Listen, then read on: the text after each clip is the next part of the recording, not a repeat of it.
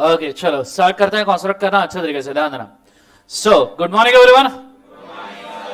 First and foremost thing, yesterday के lecture में हमने क्या क्या देखा बताओ जरा। पहला ओके, उसके बाद में डिलीवरी के कितने टाइप्स होते हैं? 3। पहला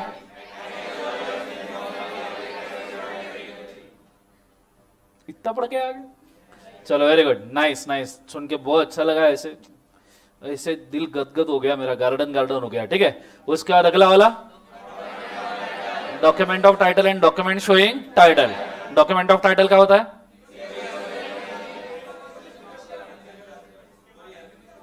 या दिस वन, ठीक है। और डॉक्यूमेंट शोइंग टाइटल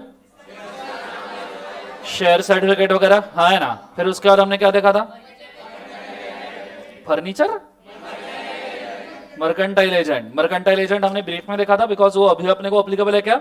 नहीं, सीए इंटर लॉ के ऊपर अपने को और डिटेल में आएगा। ठीक है, ये चीज होने के बाद हमने क्या देखा था? प्रॉपर्टी मतलब क्या? हेलो, ओके, कब ट्रांसफर होता है ownership?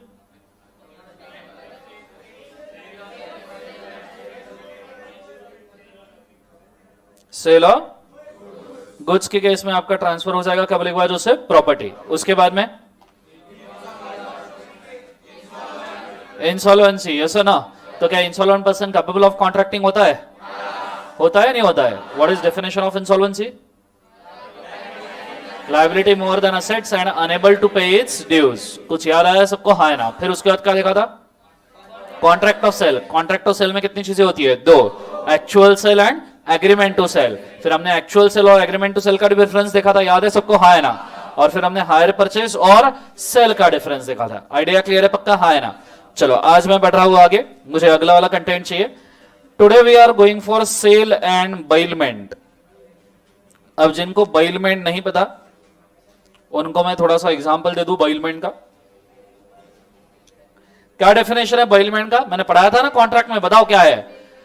When bailor, bail is the bail to bailee is a bail, अरे बोलो ना, बाइलमेंट। ठीक है, तो जरा बोर्ड के ऊपर ध्यान देना, समझो। Let's take an example. हाँ, लेट बन तो बन, क्या बंद हो गया?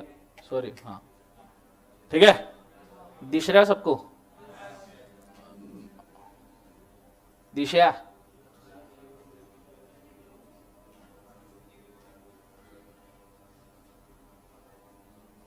ओके।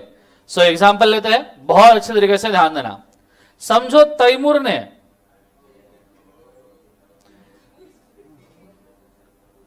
तैमूरी है ना वो, आय बोलते ना। अबे बट आय मतलब ताय मुर, तैमूर, ठीक है, ए डाल देता उसमें, बड़ी बात है ये लो ए। ठीक है, तुमने बोला ना ए डालो। अरे एक ही इधर से आया, एक इधर से आया, तो 2 ए हो गए ना। सो तो तैमूर ने मम्मी के गहने, जस्मीन का लड़का तैमूर कब से हो गया जिंदगी में? तो पप्पा कौन है? सो तैमूर ने इतने सारे एग्जाम्पल दिए अपन ने। सो तैमूर ने अगर मम्मी के गहने, मम्मी कौन है? करीना, बेबो, यस नो। तैमूर ने बेबो के गहने दे दिए आइचा, आइची, आय बैंक को। बोले मम्मी बहुत गहने पहन के इधर उधर जाती रहती है। बोले नहीं, तो लॉकर में डालने के लिए गहने दे दिए। कहां डालने के लिए? बोले एक बार लॉकर, समझ में आता है ना?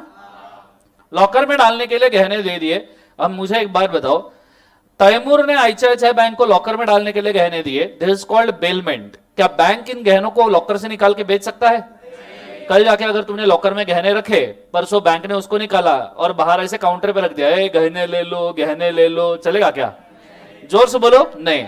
तो जो लॉकर में गहने डालता है उसे कहते हैं बाइलर। क्या कहा जाता है?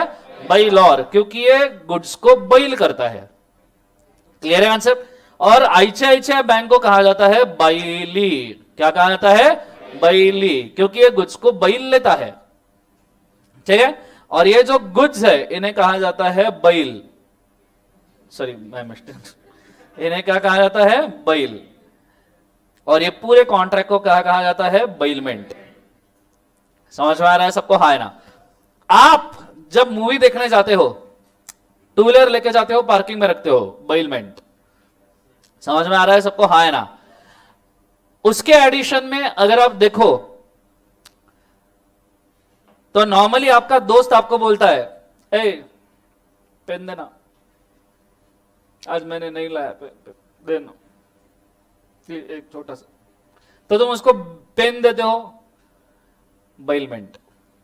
क्या है बोली बात उसे? बेलमेंट, जो वापस कभी नहीं आता, पर बेलमेंट तो है। क्लियर है कंसेप्ट? सवेरे सवेरे एक दोस्त आ गया, मेरे को सिंहगढ़ जाना है, तेरी बाइक चाहिए,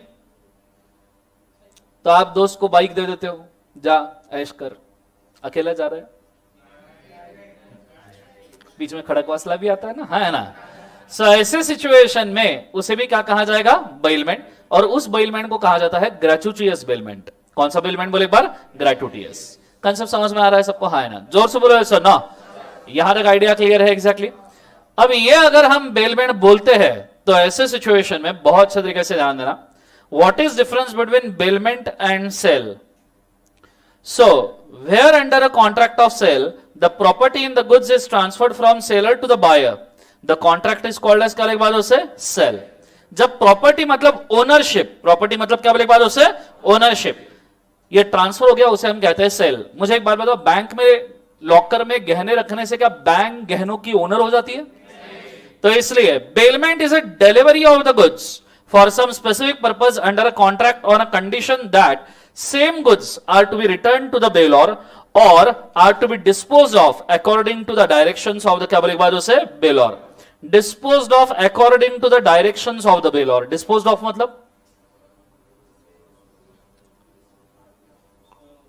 उसको यूज कर लेना या उसको डिस्पोज कर देना जैसे बेलौर ने बोला है। क्लियर है?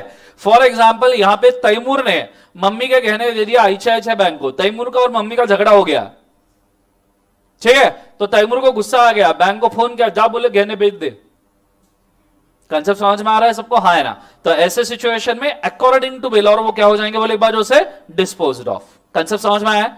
नीचे उसके बाद में ट्रांसफर ऑफ प्रॉपर्टी। मुझे बताओ काय में ओनरशिप ट्रांसफर होती है, बेलमेंट में या सेल में? जोर से बोलो, काय में ट्रांसफर होती है? सेल में। बेलमेंट में ओनरशिप ट्रांसफर होती है क्या बच्चों? नहीं होती। क्लियर है कंसेप्ट सबको? हाँ है ना? तो वहां पढ़ना, the property in the goods is transferred from seller to buyer, there is only transfer of possession of the goods. Bailment में सिर्फ क्या ट्रांसफर होता है? पोजेशन। ठीक है? From bailor to the bailee. नीचे return of the goods. Sale के बाद गुड्स रिटर्न आते हैं क्या? सेल और रिटर्न बेसिस पे ही आते हैं। क्लियर है? और गुड्स में डिफेक्ट रहा तो आते हैं, लेकिन बेलमेंट के अंदर आप गुड्स वापस लोगे या नहीं लोगे? पिक्चर देखने के लिए अगर गाड़ी लेके गए, गाड़ी पार्किंग में रखी, पिक्चर खत्म हो गया तो गाड़ी दान में दे के आ जाते हो? नहीं, पिक्चर बहुत अच्छी थी, गाड़ी रख लो भैया।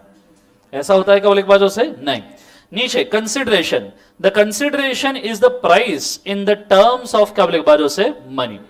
कंसिडरेशन यहां प्राइस होता है, यहां कंसिडरेशन में भी ग्रेचुटियस और नॉन ग्रेचुटियस दो वर्ड है, ग्रेचुटियस और क्या बोले बाजू से? नॉन ग्रेचुटियस। ग्रेचुटियस मतलब साइड में लिखो वहां, out of gratitude. Out of gratitude. Gratitude मतलब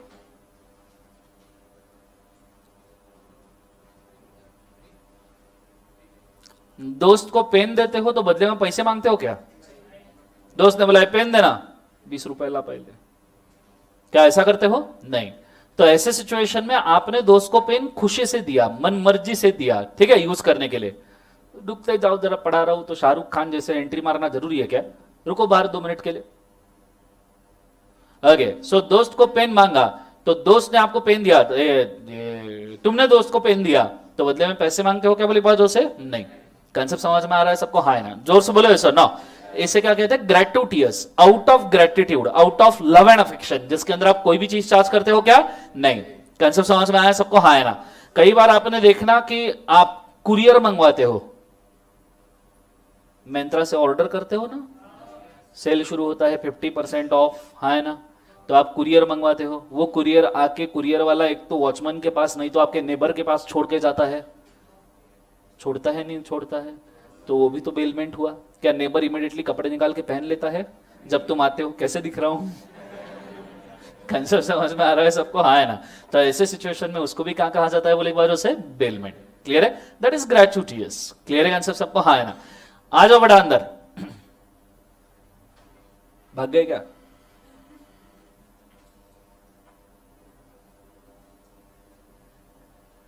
ओके, नीचू। सो ग्रेटुटियस बेलमेंट, अगर ग्रेटुटियस या आउट ऑफ ग्रेटिट्यूड है तो कंसिडरेशन मांगते हो क्या बोले एक बार उसे? नहीं। लेकिन नॉन ग्रेटुटियस है, नॉन ग्रेटुटियस मतलब प्रोफेशनली। कैसा है बोले एक बार? प्रोफेशनली। तो आप कंसिडरेशन मांगते हो या नहीं मांगते हो? जरूर मांगते हैं, हाँ है ना? तो यहां लिखना नॉन ग्रेटुटियस के लिए प्रोफेशनली। प्रोफेशनल मतलब आउट ऑफ बिजनेस।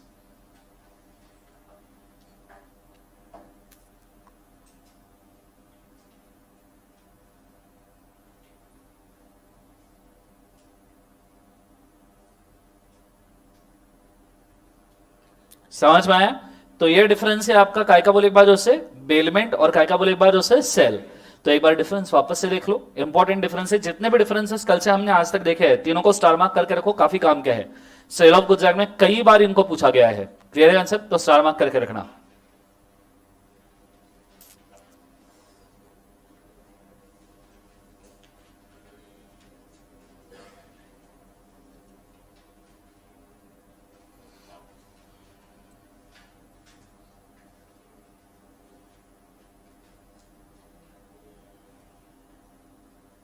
चलो डन एवरीबॉडी? बोलो हाँ है ना? मुझे बताओ, सेल ऑफ गुड्स एक्ट हम कौन सा एक्ट पढ़ रहे हैं?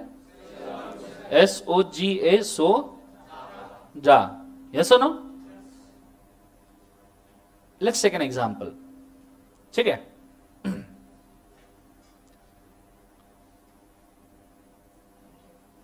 विशाल सर ने मुझको बोला, दर्शन बोले मेरे को ना ब्लैंक पेपर चाहिए,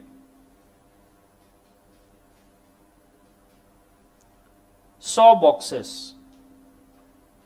वो पेपर की रिम आती है ना, रिम सुना होगा आपने, हाँ है ना? एक बॉक्स में 10 रिम आती है, तो ऐसे 100 बॉक्सेस मंगवाए, मतलब 1000 रिम। मैंने विशाल सर को ये रिम बेची और पैसे ले लिए, समझो 1 लाख रुपए। ठीक है? वही विशाल सर ने मेरे को बोला, दर्शन मेरे को ना कुछ नोट्स बनवानी है, तो मेरे को कुछ नोट्स बना के दे। नोट्स क्या, एक बार बना के दे। तो मैंने विशाल सर को नोट्स बनवा दी।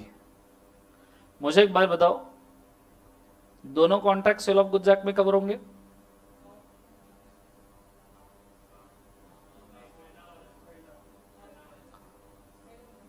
दोनों contract sale of goods act में कवर होंगे क्या? बोलो हो गया क्या? जोर से बोलो, हो गया क्या? नहीं हो गया? क्यों?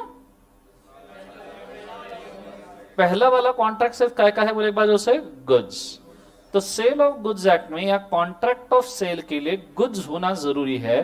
तो सेल ऑफ गुड्स एक्ट में purchase consideration must be goods. अगर परचेस कंसिडरेशन सर्विसेज है, क्या है बोले बाजू से? सर्विसेज, तो normally sale of goods act में ये कवर नहीं होता। कुछ एक्सेप्शंस में हो सकता है, वो विल सी, लेकिन नॉर्मली ये सेल ऑफ गुड्स एक्ट में कवर होगा क्या? नहीं। तो किसी ने आपको अकाउंटिंग सर्विसेज दी, क्या सेल ऑफ गुड्स एक्ट में कवर होगा? नहीं। किसी ने आपको ऑडिटिंग सर्विसेज दी, क्या सेल ऑफ गुड्स एक्ट में कवर होगा? नहीं। किसी ने आपको मैनेजमेंट इंफॉर्मेशन सिस्टम की सर्विसेज दी, सेल ऑफ गुड्स एक्ट में कवर होगा? नहीं। किसी भी काइंड की कोई भी सर्विस ये सेल ऑफ गुड्स एक्ट में कवर नहीं होती। कंसेप्ट समझ में आ रहा है सबको? हाँ है ना? जोर से बोलो सर। नो। तो यहां क्या बोला गया है? Subject matter of contract of sale. Everybody please concentrate, बहुत काम की चीज है। रेडी? टुगेदर 1 2 3 बोल क्या है? The subject matter of the contract must be always be, क्या बोले बाद उसे? गुड्स। सब्जेक्ट मैटर हमेशा क्या होना चाहिए? गुड्स। द गुड्स में बी एग्जिस्टिंग गुड्स और द गुड्स में बी फुटूरे। गुड्स में भी एग्जिस्टिंग और गुड्स में भी फुटूरे। फुटूरे पता है ना? फ्यूचर, मतलब एक तो अभी गुड्स हो सकते हैं, नहीं तो जो फ्यूचर में गुड्स हो सकते हैं। Like ordinary contract of sale of goods can also be made with regard to the goods, the acquisition of which by the seller depend upon the contingency which may or may not happen. Thus, चैन से सोना है तो जाग जाओ. The contract of sale of certain cloth to be manufactured by certain male is valid contract. Such a contract are called as contingent contract. Contingent contract देखा है हमने? A contract which depend on future uncertain event. सब जन बोलो, a contract depend on future uncertain event. इसको हम कौन सा contract कहते हैं? Contingent. नीचू. When a seller purport by his contract of sale, effect of sale of future goods, the contract will operate only as an agreement to sell of the goods and not as a क्या बोले उसे sell. Clear है? आगे जाके हम goods को purchase करेंगे या सेल करेंगे उसे एग्रीमेंट कहते हैं, उसे ओरिजिनल सेल कहता है क्या बोले बार? नहीं. अब ये तो चलो नॉर्मल सी बात थी. अब आते हैं थोड़े से काम की चीज के ऊपर. Destruction of subject matter of goods. Goods not existing at the time of contract. ठीक है, बहुत अच्छे से ध्यान देना. वो मूवी देखा है तुमने? कौन सा चीज? नालायक बच्चे. सो ZNMD बोल रहा हूं मैं. जिंदगी झंडना होगी दोबारा. बोलो हाँ है ना? झंडना होगी दोबारा. ये मूवी देखा होगा तो इसके अंदर वो स्काई डाइविंग करते हैं. बोलो हाँ है ना? अरे ऐसा ना. ये मूवी से इंस्पायर हो गए 3 लोग, साग्या, अंक्या, पारिया. जैस्मिन कटरीना है, डोंट वरी. सो कौन बोले बाजू से? पारिया. 3 लोग बहुत इंस्पायर हो गए. बोले ये मूवी के जैसे हम भी जाएंगे स्पेन, पर स्पेन जा नहीं सकते थे, स्पेन बहुत दूर है ना. अरे बोलो हाँ है ना? तो बोले हम संगमनेर चले जाएंगे. कंसेप्ट समझ में आ रहा है सबको? हाँ है ना? तो भी स्पेन भी ऐसे शुरू होता है, संगमनेर भी ऐसे ही शुरू होता है. क्लियर है? और इनको करना था समझो वही सेम चीज है कि भैया डीप सी डाइविंग. बोलो हाँ है ना? जहां ऋतिक को कटरीना से प्यार हो जाता है. क्लियर है आंसर? फिर इनको हवा से कूदना था, स्काई डाइविंग, और फिर सांड के आगे भागना था. कैसे कैसे शौक होते लोगों को, हाँ है ना? अब इनको समंदर तो नहीं था तो ये बोले अपन खड़कवासला में डाइविंग करेंगे.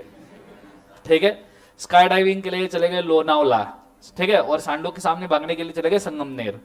ठीक है, अब ये जब लोनावला गए तो वहां स्काई डाइविंग का पूरा अच्छा खासा सेटअप था. एक मस्त प्लेन था. प्लेन लग रहा है ना? बोलो हाँ है ना? एक मस्त तरीके का जबरदस्त वाला प्लेन था. यहां पे दोनों तीनों लोग खड़े थे. ठीक है, और तीनों ने कूदी मारी. तीनों ने कूदी मारी. और इनका जो स्काई डाइविंग का कॉन्ट्रैक्ट था वो था जैस्मिन से. तो जैस्मिन ने इनको सब पैराशूट्स वगैरह सब, जैस्मिन बोले तुम पैराशूट लेके कूद जाओ, टेंशन मत लो. ये तीनों ने ऐसे कूदी मारी और तीनों ने पैराशूट खोला. पैराशूट ऐसे ही होता है ना कुछ. तीनों ने पैराशूट खोला और तीनों के पैराशूट में ऐसे मस्त छोटे छोटे छेद निकले, बहुत सारे. तो पागल हो गया. अब मुझे एक बात बताओ, पैराशूट का बेसिक क्वालिटी क्या है? पैराशूट फटा हुआ नहीं होना चाहिए. This is a subject matter of contract. एक कॉन्ट्रैक्ट का सब्जेक्ट मैटर है. अब कॉन्ट्रैक्ट का सब्जेक्ट मैटर अगर डिस्ट्रॉयड है, क्या है बोले एक बार उसे? डिस्ट्रॉयड. तो कॉन्ट्रैक्ट वैलिड है इनवैलिड है? जोर से बोलो क्या है बोले एक बार? इनवैलिड. क्लियर है कंसेप्ट सबको? हाँ है ना? समझो, इन्होंने डीप सी डाइविंग में खड़कवासला में कूदी मारी. ठीक है, और वो सिलेंडर पहन के घूमते हैं ना ऑक्सीजन वाला, हाँ है ना? तो सिलेंडर पहन के घूम रहे थे. सिलेंडर के अंदर छेद था तो सिलेंडर में पानी घुस गया. तो इन्होंने जब सांस लेनी चाहिए तो इनको पानी मिला पीने के लिए. ठीक है, तो मुझे एक बात बताओ, destruction of subject matter of goods. बोलो हाँ है ना? फिर तीसरा सांड. नहीं, सांड के आगे कुछ नहीं कर सकते. ठीक है, वापस आ जाओ. अब यहां पे अगर हम देखें, if at the time of the contract of sale entered into the subject matter of the contract being a specific goods, which is without the knowledge of the seller. Without the knowledge of the seller. Jasmine को भी नहीं पता था कि भाई parachute में छेद है, पहली रात को उसने संभाल के रखे थे, चूहे आए कुतर के चले गए। क्लियर है कंसेप्ट सबको? हाँ है ना? तो ऐसे सिचुएशन में have been destroyed or so damaged as not to answer to the description of the कलबाजो से contract, and then the contract is void ab initio. तो जब इनको इनके पैराशूट में छेद दिखेंगे तो इन्होंने पहला कॉल किसको करना है? जैस्मिन को, कि बोले अपना कॉन्ट्रैक्ट वॉइड एब इनिशियो है। बट कोई फायदा नहीं होगा। सब समझ में आ रहा है सबको? हाँ है ना? जोर से बोलो ऐसा ना। The section is founded on the rule that where both the parties to the contract are under a mistake as to a matter of the fact essential to contract, the contract is called as void. ये हमने contract में देखा है या नहीं देखा है? Bilateral mistake as to subject matter of the contract, then the contract becomes void. मुझे बताओ क्या ये damages claim कर सकते हैं? बोलो हाँ है ना? क्या ये damages claim कर सकते हैं? Everybody. Okay, now it's subject. Normally void contract में आप damages claim नहीं कर सकते until unless another party is fraudulent. Clear है कंसेप्ट? बहुत ही रेयर केसेस में, हमने इसके ऊपर करेक्शन भी किया था अगर आपको याद होगा तो। क्लियर है? बहुत ही रेयर केसेस में ये सिचुएशन हो सकता है। नीचे goods perishing after the contract is made, where there is an agreement to sell a specific goods and the goods subsequently without a fault of the seller or the buyer perish or suffer such a damage as not answer the description in the agreement before the risk passes to the buyer, the agreement becomes क्या बोले बाजू से? void. Agreement क्या हो जाएगा? void. Perishable goods सुना है? बोलो हाँ है ना? अरे ऐसा ना। आइसक्रीम सुना है? आइसक्रीम सांगा ऐसा ना? ओके, समझो एक दिन सैफीना ने कॉन्ट्रैक्ट किया विरुष्का से। विरुष्का पता है ना कोण आहे? विराट कोहली आणि अनुष्का शर्मा, विरुष्का है ना? जैसे ये सैफीना पता है ना? सैफ अली खान आणि करीना कपूर, सैफीना नहीं पता आपको? ये बात तुम्हारी मेरे को बिल्कुल दिल नहीं आई। अब तो ये जनरल नॉलेज होना चाहिए, ये नॉलेज नहीं है तो क्या है? वैलेंटाइंस डे नजदीक आ रहा है, सर हमें क्या करना है? हमारी जिंदगी तो झंड है, जन्मजात सिंगल है, हम सीए कर रहे हैं, है ना? हमारी जिंदगी में कोई वैलेंटाइंस डे वगैरह, teddy day, rose day, propose day कुछ नहीं होता। हमारी जिंदगी में सिर्फ झंडे होता है और रिजल्ट के टाइम पे हग डे होता है, ऐसा ना? अरे बोलो है ना? सो बेसिकली देखा जाए तो सैफीना ने विरुष्का से कॉन्ट्रैक्ट किया कि सैफीना विरुष्का से आइसक्रीम परचेस करेगा। मतलब आइस अलग और क्रीम अलग नहीं, आइस क्रीम। आइसक्रीम पता है ना? हाँ है ना? सो आइसक्रीम परचेस करेगा, कॉन्ट्रैक्ट हो गया। इधर से मस्त वैनिला आइसक्रीम निकला,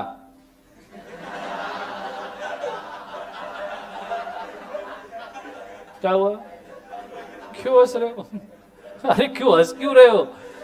इधर से मस्त वैनिला। अरे क्या हंस क्यों रहे हो? मेरे को बताओ कि ये ऐसी चीजें जो मेरे को समझ में नहीं आई तो मेरे को सोचना पड़ेगा। नहीं रुको, मेरे को सोचना पड़ेगा। क्या मालूम क्या सोच रहे हो जिंदगी में, तुमको ही मालूम। क्लास के बाद मेरे को बिल्कुल बताने मत आना। आगे बढ़ते हैं कॉन्सेंट, मतलब ये मेरे भी लेवल के ऊपर का दिख रहा है मेरे को। सो सैफीना ने विरुष्का से कॉन्ट्रैक्ट किया और इधर से वैनिला आइसक्रीम का कॉन्ट्रैक्ट था। वैनिला आइसक्रीम का टरक निकला। क्या निकला?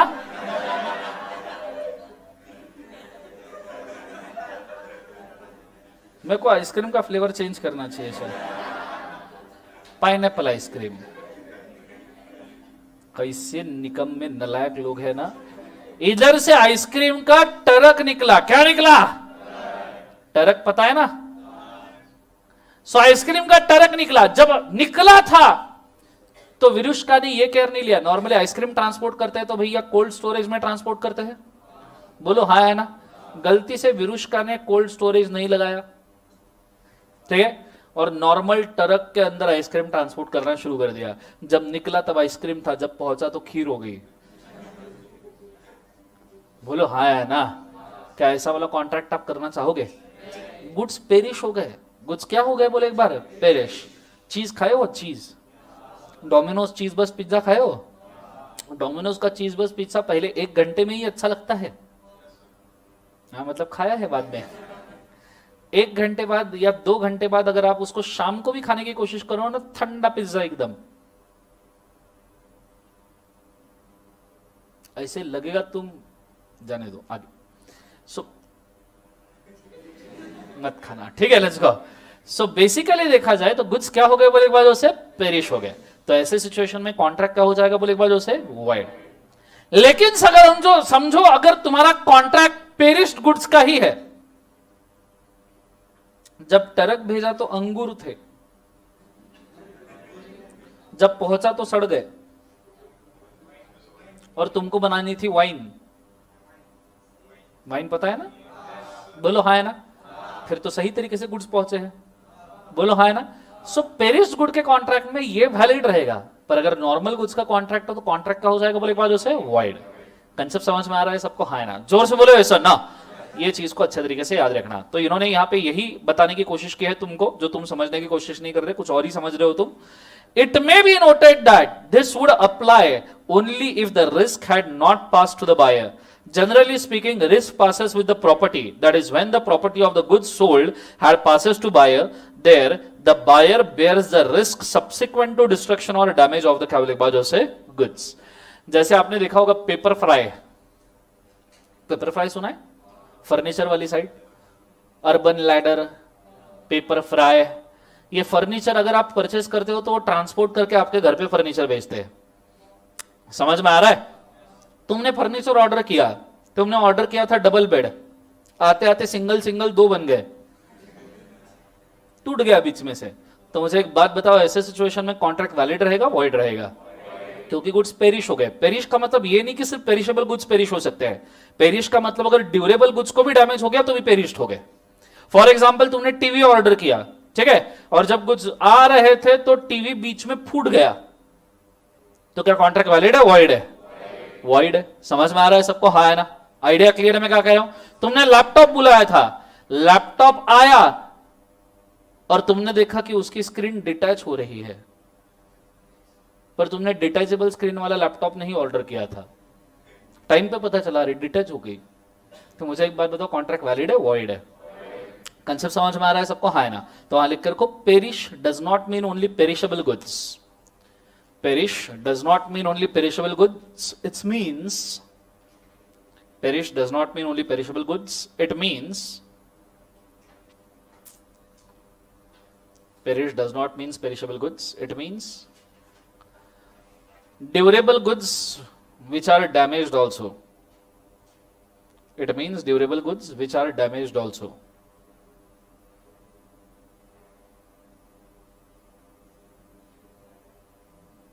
Durable goods which are damaged also. Sure, done everybody? सांगा हो. Next is ascertainment of the price. Price मतलब बच्चों, प्राइस मतलब क्या होता है? Monetary consideration of a contract, बोलो हाँ है ना?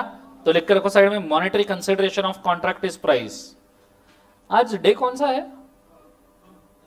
अबे वो नहीं पूछ रहा हूं मैं, हगड़े बोल रहे हो। वेडनेसडे क्या?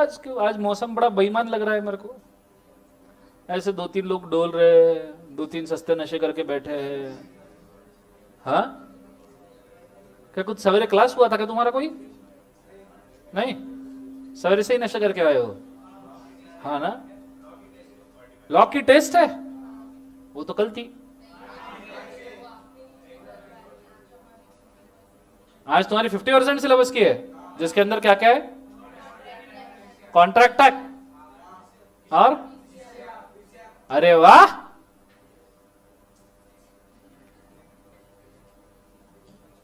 बहुत पसंद आया मेरे को। तो तुम क्या दिन रात भर पढ़ रहे थे कल? पक्का पढ़ रहे थे? कितने लोग टेस्ट दे रहे? बच्चों का उपवास है क्या? अबे तो जो फुल कोर्स वाले वो भी तो हाथ नहीं रेस कर रहे, क्या था? आगे आगे, ascertainment of price. Price means monetary consideration for sale of goods. By virtue of section 9, the price may be fixed by the contract. क्या हुआ? आवाज दी किसी ने? Okay, price may be fixed by the contract or agreed to be fixed in a manner provided by contract. Example, by a valuer. Determined by the course of the dealing between the parties. कभी registered valuer सुना है? Registered valuer नहीं सुना? कभी नहीं सुना? शायद आपको पता नहीं होगा, थोड़ा सा बोल दूं नॉलेज पॉइंट ऑफ व्यू. आईची एआई. कौन? आईची, वही कॉलेज जिससे तुम सीए कर रहे हो. आईची एआई सीए बनने के बाद, क्या बनने के बाद? कुछ कोर्सेस कंडक्ट करते हैं. मतलब सीए बनने के बाद भी एग्जाम दे सकते हो. पागल पागल दिखते हैं सर हम, सीए बनने के बाद वापस एग्जाम देंगे ना. सोच बदलो, देश बदले. शौचालय बदलेगा नहीं, निकम्मे. हद होती है. सो आईसीआई सीए बनने के बाद आपको एडवांस कोर्सेज के लिए अलाउ करता है. जैसे इसको याद रखना, आईएफआरएस सुना है? International financial reporting standard. Accounting standard सुना है? अकाउंटिंग स्टैंडर्ड्स का इंटरनेशनल वर्जन होता है आईएफआरएस. अगर आप ये आईएफआरएस का कोर्स कर लेते हो तो आप इंटरनेशनल कंपनीज के ऑडिट कर सकते हो. बिग फोर कंपनी में इसको कतई जहर डिमांड है एकदम. कंसेप्ट समझ में आ रहा है? इसके एडिशन में अगर आप करना चाहो तो एक आता है आईपीई, इंसॉल्वेंसी प्रोफेशनल एग्जाम.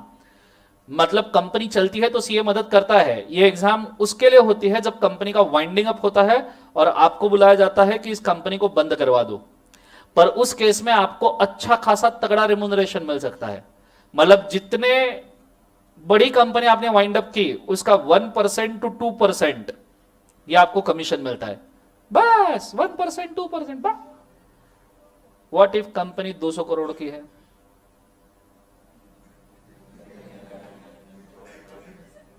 सोच बदलो निकम्मो.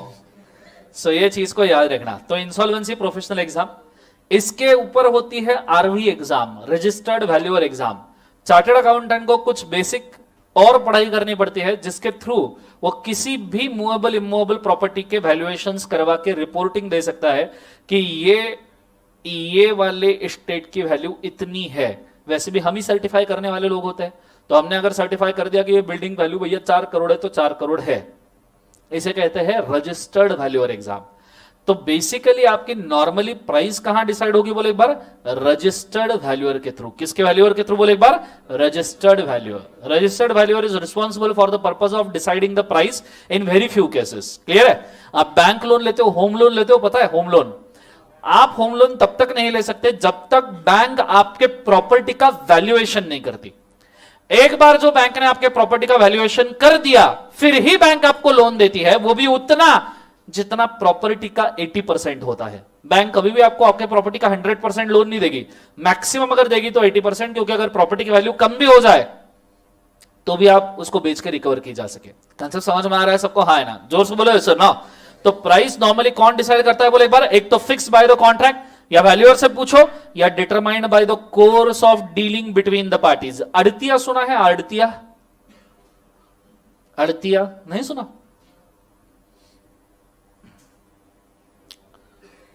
अगर कोई फार्मर होता है ना, फार्मर, वो खुद के गुड्स ट्रक से भर भर के लाके सिटी में बेचता है और सिटी में सीधा रिटेल सब्जी वालों को बेच पाएगा क्या? नहीं. तो बीच में एक एजेंट होता है, उसे कहते हैं अड़तिया.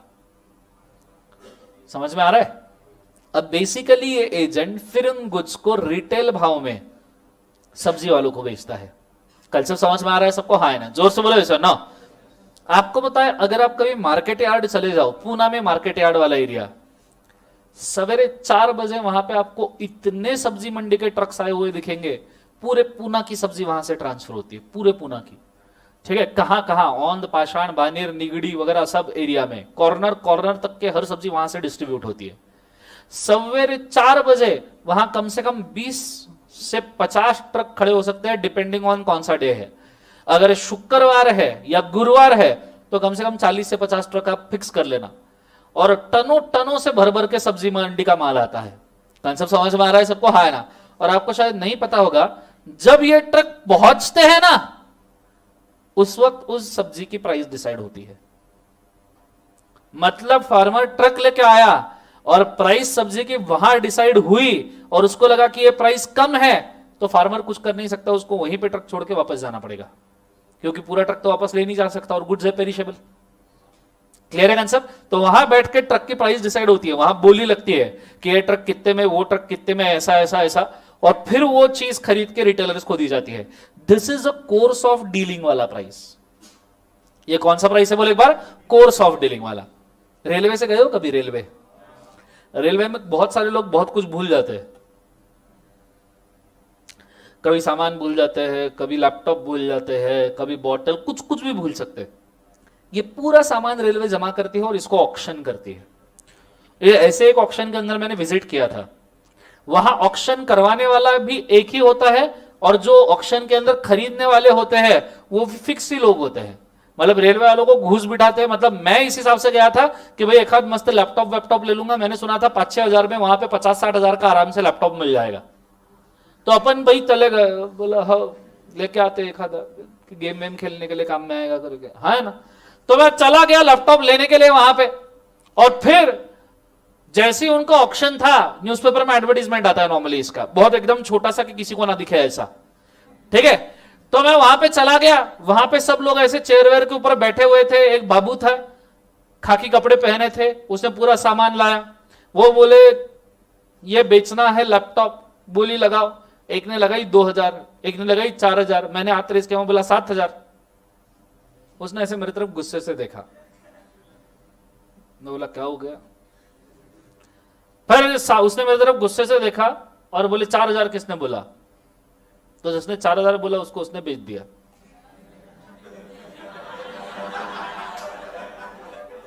मैं बोला मेरा कट गया या काटा गया? मतलब हुआ क्या? अभी ऑक्शन का रूल होता है, जो ज्यादा बिड करता है उसको गुड्स मिलेंगे। मैं बोला एक तो मैंने कॉन्ट्रैक्ट एक्ट गलत पढ़ा है, या तो फिर मैं गलत पढ़ा रहा हूं, मेरे को क्यों मिला नहीं? थोड़ी देर बाद उधर से वो आया, नए हो क्या? बोले मैं बोला हाँ। बोले यहाँ पे बैठने के लिए पैसे लगते हैं। बोला अरे वाह, क्या टिकट है? बोला बोले तुमको साल भर का कम से कम 70,000 रुपए लगेगा, तो जितने भी ऑप्शन है उसमें तुम बैठ सकते। मैं बोला वाह। तो बोले है? मैं बोला नहीं। तो बोले टाटा। मैं बोला थैंक यू। अब क्या करेगा? 70,000 रुपए दो अभी उसको और साल भर जाके वहीं बैठू, ठीक है। तो नहीं, ये होता है अंडर टेबल तुम मनी दे देते हो, उनको वीडियो क्लिपिंग जमा करके रखनी पड़ती है कि ऑक्शन ठीक से हुआ।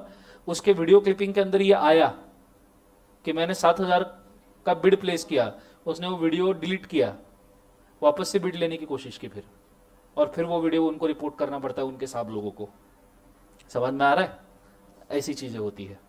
तो बेसिकली अगर देखा जाए तो वहां पे जो प्राइस होगी it is decided by course of dealing. वहां क्या, किसी भी ऑक्शन की कोई भी price is decided by course of dealing. Concept समझ में आ रहा है सबको? हाँ है ना? जोर से बोलो सर ना। ऑक्शन में आप क्या प्राइस फिक्स करके जाते हो? अगर प्राइस फिक्स करके ऑक्शन में जाओगे तो ऑक्शन किस बात का? समझ में आ रहा है सबको? हाँ है ना? तो हाँ एग्जाम्पल लिखो, ऑक्शन, मांडोली एक्सेट्रा। मांडोली सुना है ना? हाँ, मिनिमम फिक्स रहती है, बट क्या वो उसी प्राइस पे बेचना कंपलसरी है? तो चेंज भी हो सकती है ना। वही हम बोल रहे हैं कि decided by course of dealing. Clear है? जो कोर्स होगा उससे डिसाइड होगा कि मिनिमम या मैक्सिमम कौन सी है, ठीक है। आगे section 10 provides that determination of price by third party. Third party मतलब नॉर्मली कौन रहेगा बोले एक बार उसे? वैल्यूअर,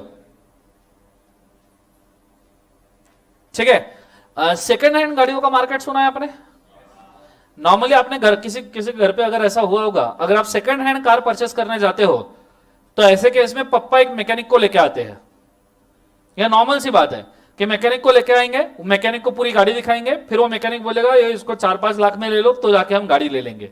इसे कहते हैं प्राइस डिसाइडेड बाय किसने बोले एक बार उसे? Third party.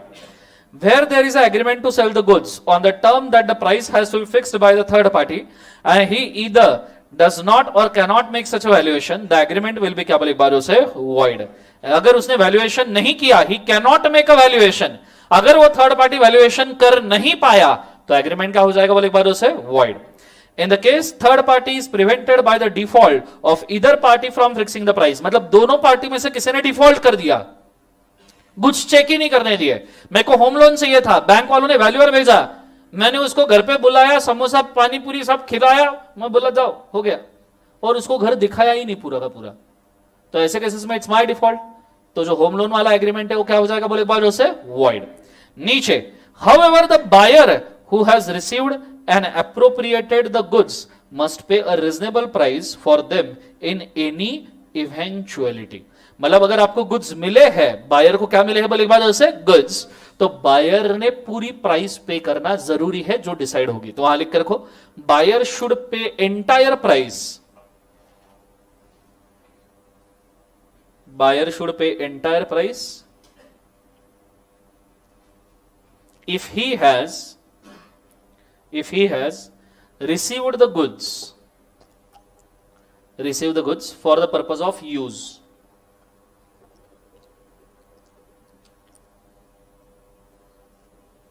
receive the goods for the purpose of use।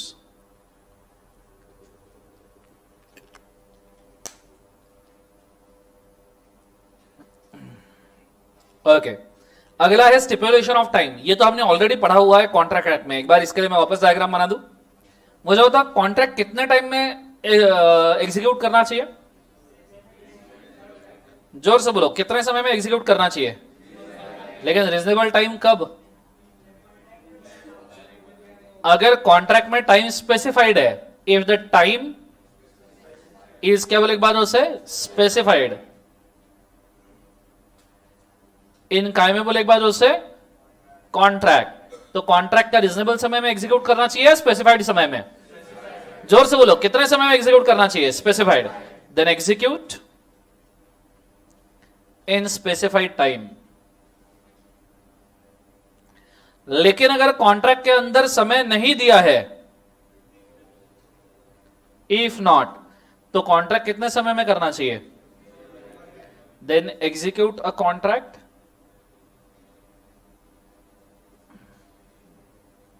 इन कौन सा समय बोले बाद उसे रीजनेबल टाइम। कंसेप्ट समझ में आ रहा है सबको, हाँ है ना, इधर पढ़ के देखना एक बार मन के मन में।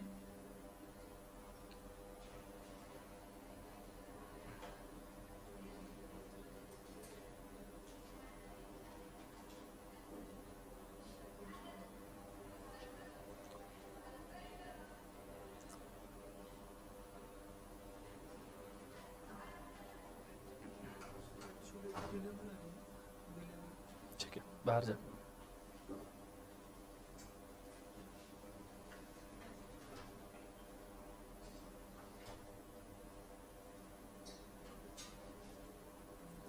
ओके, समझ में आ रहा है सबको या बताऊं उसको एक बार, बोर्ड के ऊपर ध्यान देना अच्छा से।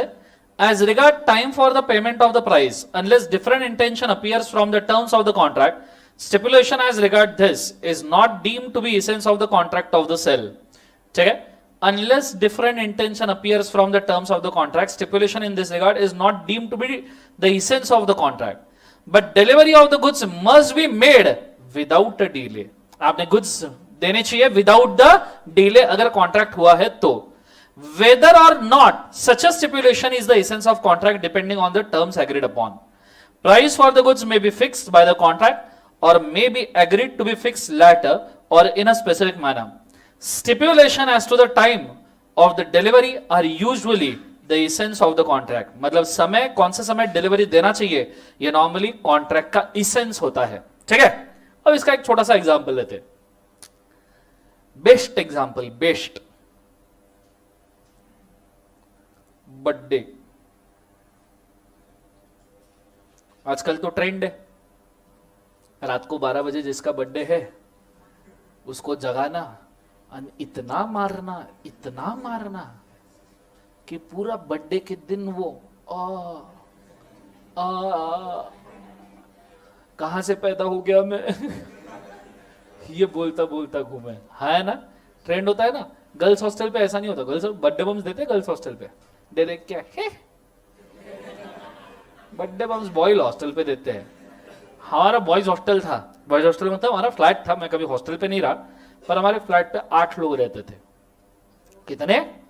8। लड़के तो कैसे भी रह सकते हैं ना, 2 बेड के ऊपर सोते हैं, 2 बेड के नीचे सोते हैं, कुछ भी हो सकता है, ठीक है। तो हम 8 लोग थे, ठीक है। 1 BHK अपार्टमेंट था, मतलब समझ में आ रहा होगा कितने तमाशे होंगे।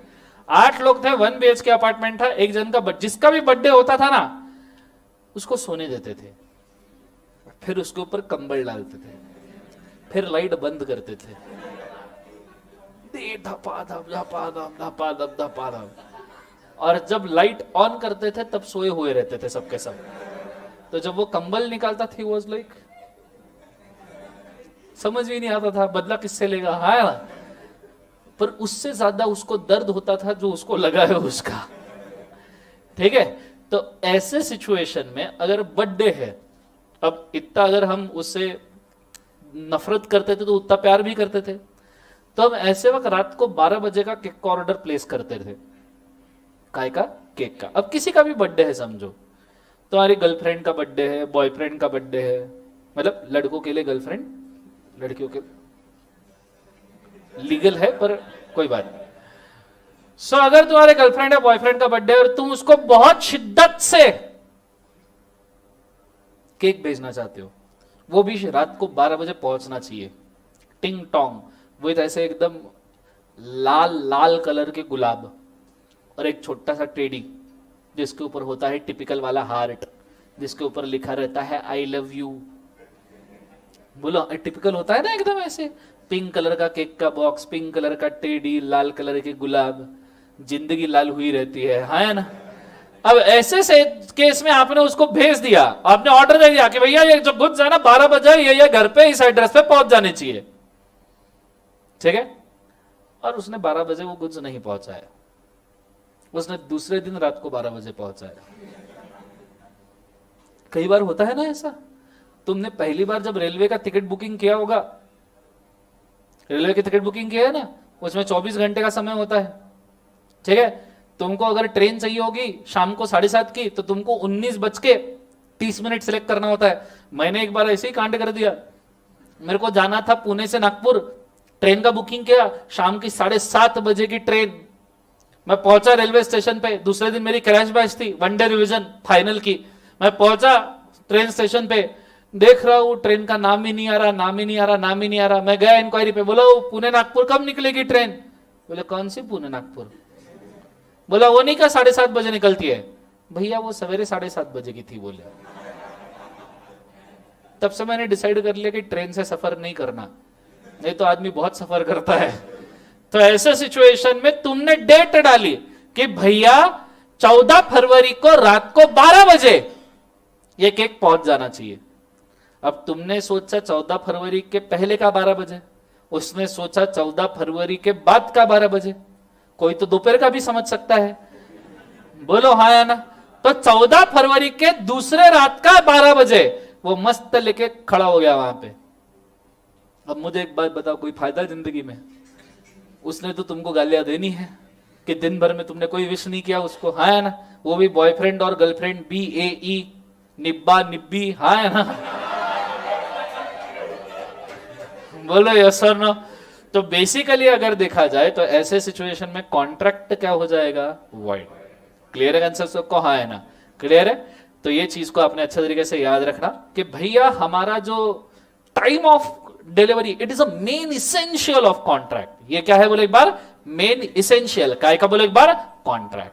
कंसेप्ट समझ में आ रहा है सबको? हाँ है ना, जोर से बोलो सर ना। नीचे कंडीशन एंड वारंटी। अब जा रहे खतरनाक वाले एरिया में, मुंडी मुंडी झटको स्ट्रेट बैठा हो। आज मौसम बड़ा बेईमान है, मस्त सुस्ता रहे हो धीरे धीरे, राह देख रहे हो कि छुट्टी कब होगी। पिछले 1 घंटे से 10 मिनट ही पास हुए, बोलो हाँ ना। घड़ी का काटा आगे बढ़ ही नहीं रहा। 1 घंटे पहले देखा था सर 12:15 बजे थे, 1 घंटे बाद देखा 12:30 बजे थे, बोलो हाँ ना। सो condition and warranty. So anyone, what do you mean by condition and what do you mean by warranty? Sir वो चीज जो किसी भी चाइनीज प्रोडक्ट में नहीं होती, ना कंडीशन होती है ना वारंटी होती है. So what is condition and what is warranty? Anyone? What is difference? Anyone? चलो पढ़ के देखो, पढ़ के बताओ, कोई बात नहीं. देखो तो सही समझ में आ रही है नहीं आ रही है.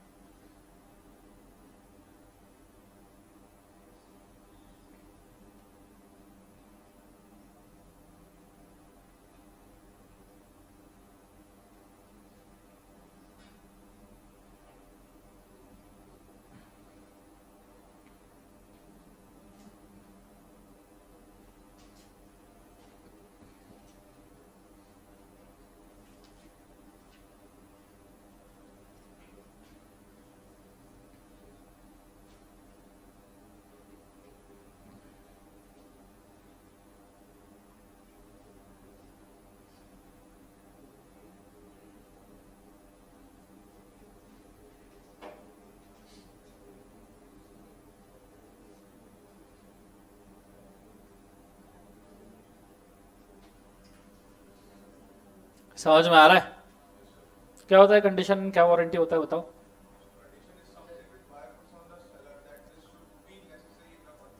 ओके, एग्जाम्पल, एग्जाम्पल से बोलो समझ में आएगा.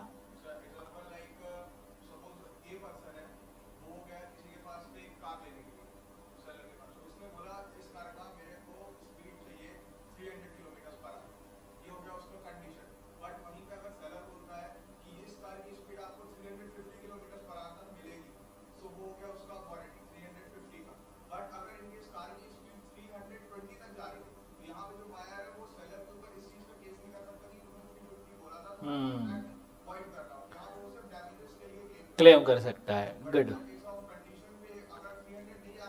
तो कॉन्ट्रैक्ट रिप्यूडिएट हो गया. चलो गुड.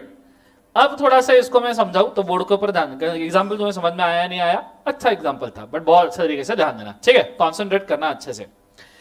नॉर्मली आप कोई भी मशीन परचेस करते हो, क्या परचेस करते हो? ठीक है. जैसे अगर हम लेते हैं सेल फोन. अब सेल फोन के अंदर बहुत सारी चीजें होती है, बोलो हाँ है ना, अलग अलग अलग अलग. कुछ cell phones as a remote control use होते हैं, एसी के लिए, टीवी के लिए. होते नहीं होते? बोलो हाँ है ना. अब समझो तुम एक सेलफोन लेने के लिए गए, तुम रिमोट, घर के रिमोटों से परेशान हो गए, तो रिमोट इधर उधर घूम जाता है, सोफे के नीचे चला जाता है, जिंदगी परेशान हो जाती है रिमोट के चक्कर में. तो तुमने सोचा कि भाई मैं ऐसा सेलफोन लूंगा जो खुद ही रिमोट कंट्रोल करके काम करेगा. समझ में आ रहा है सबको? हाँ है ना. अब बहुत अच्छे तरीके से ध्यान देना मैं क्या कह रहा हूं. तुमने सेलफोन लिया, सेलफोन वाले से पूछा भैया ये सेलफोन रिमोट कंट्रोल करके काम करेगा? वो बोले हाँ भैया बिल्कुल करेगा. आपने बोला मेरे घर पे सोनी टीवी है.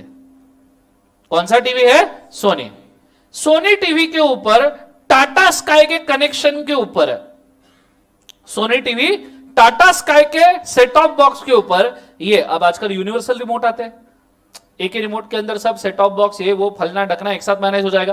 तो सोनी टीवी और टाटा स्काई के कनेक्शन के ऊपर ये चलना चाहिए, ऐसा आपने बोला. ये बोले मेरा बेसिक कंडीशन है. ये मेरा क्या है? बोले एक बार उसे बेसिक कंडीशन. समझन? बोलो क्या है? Basic condition.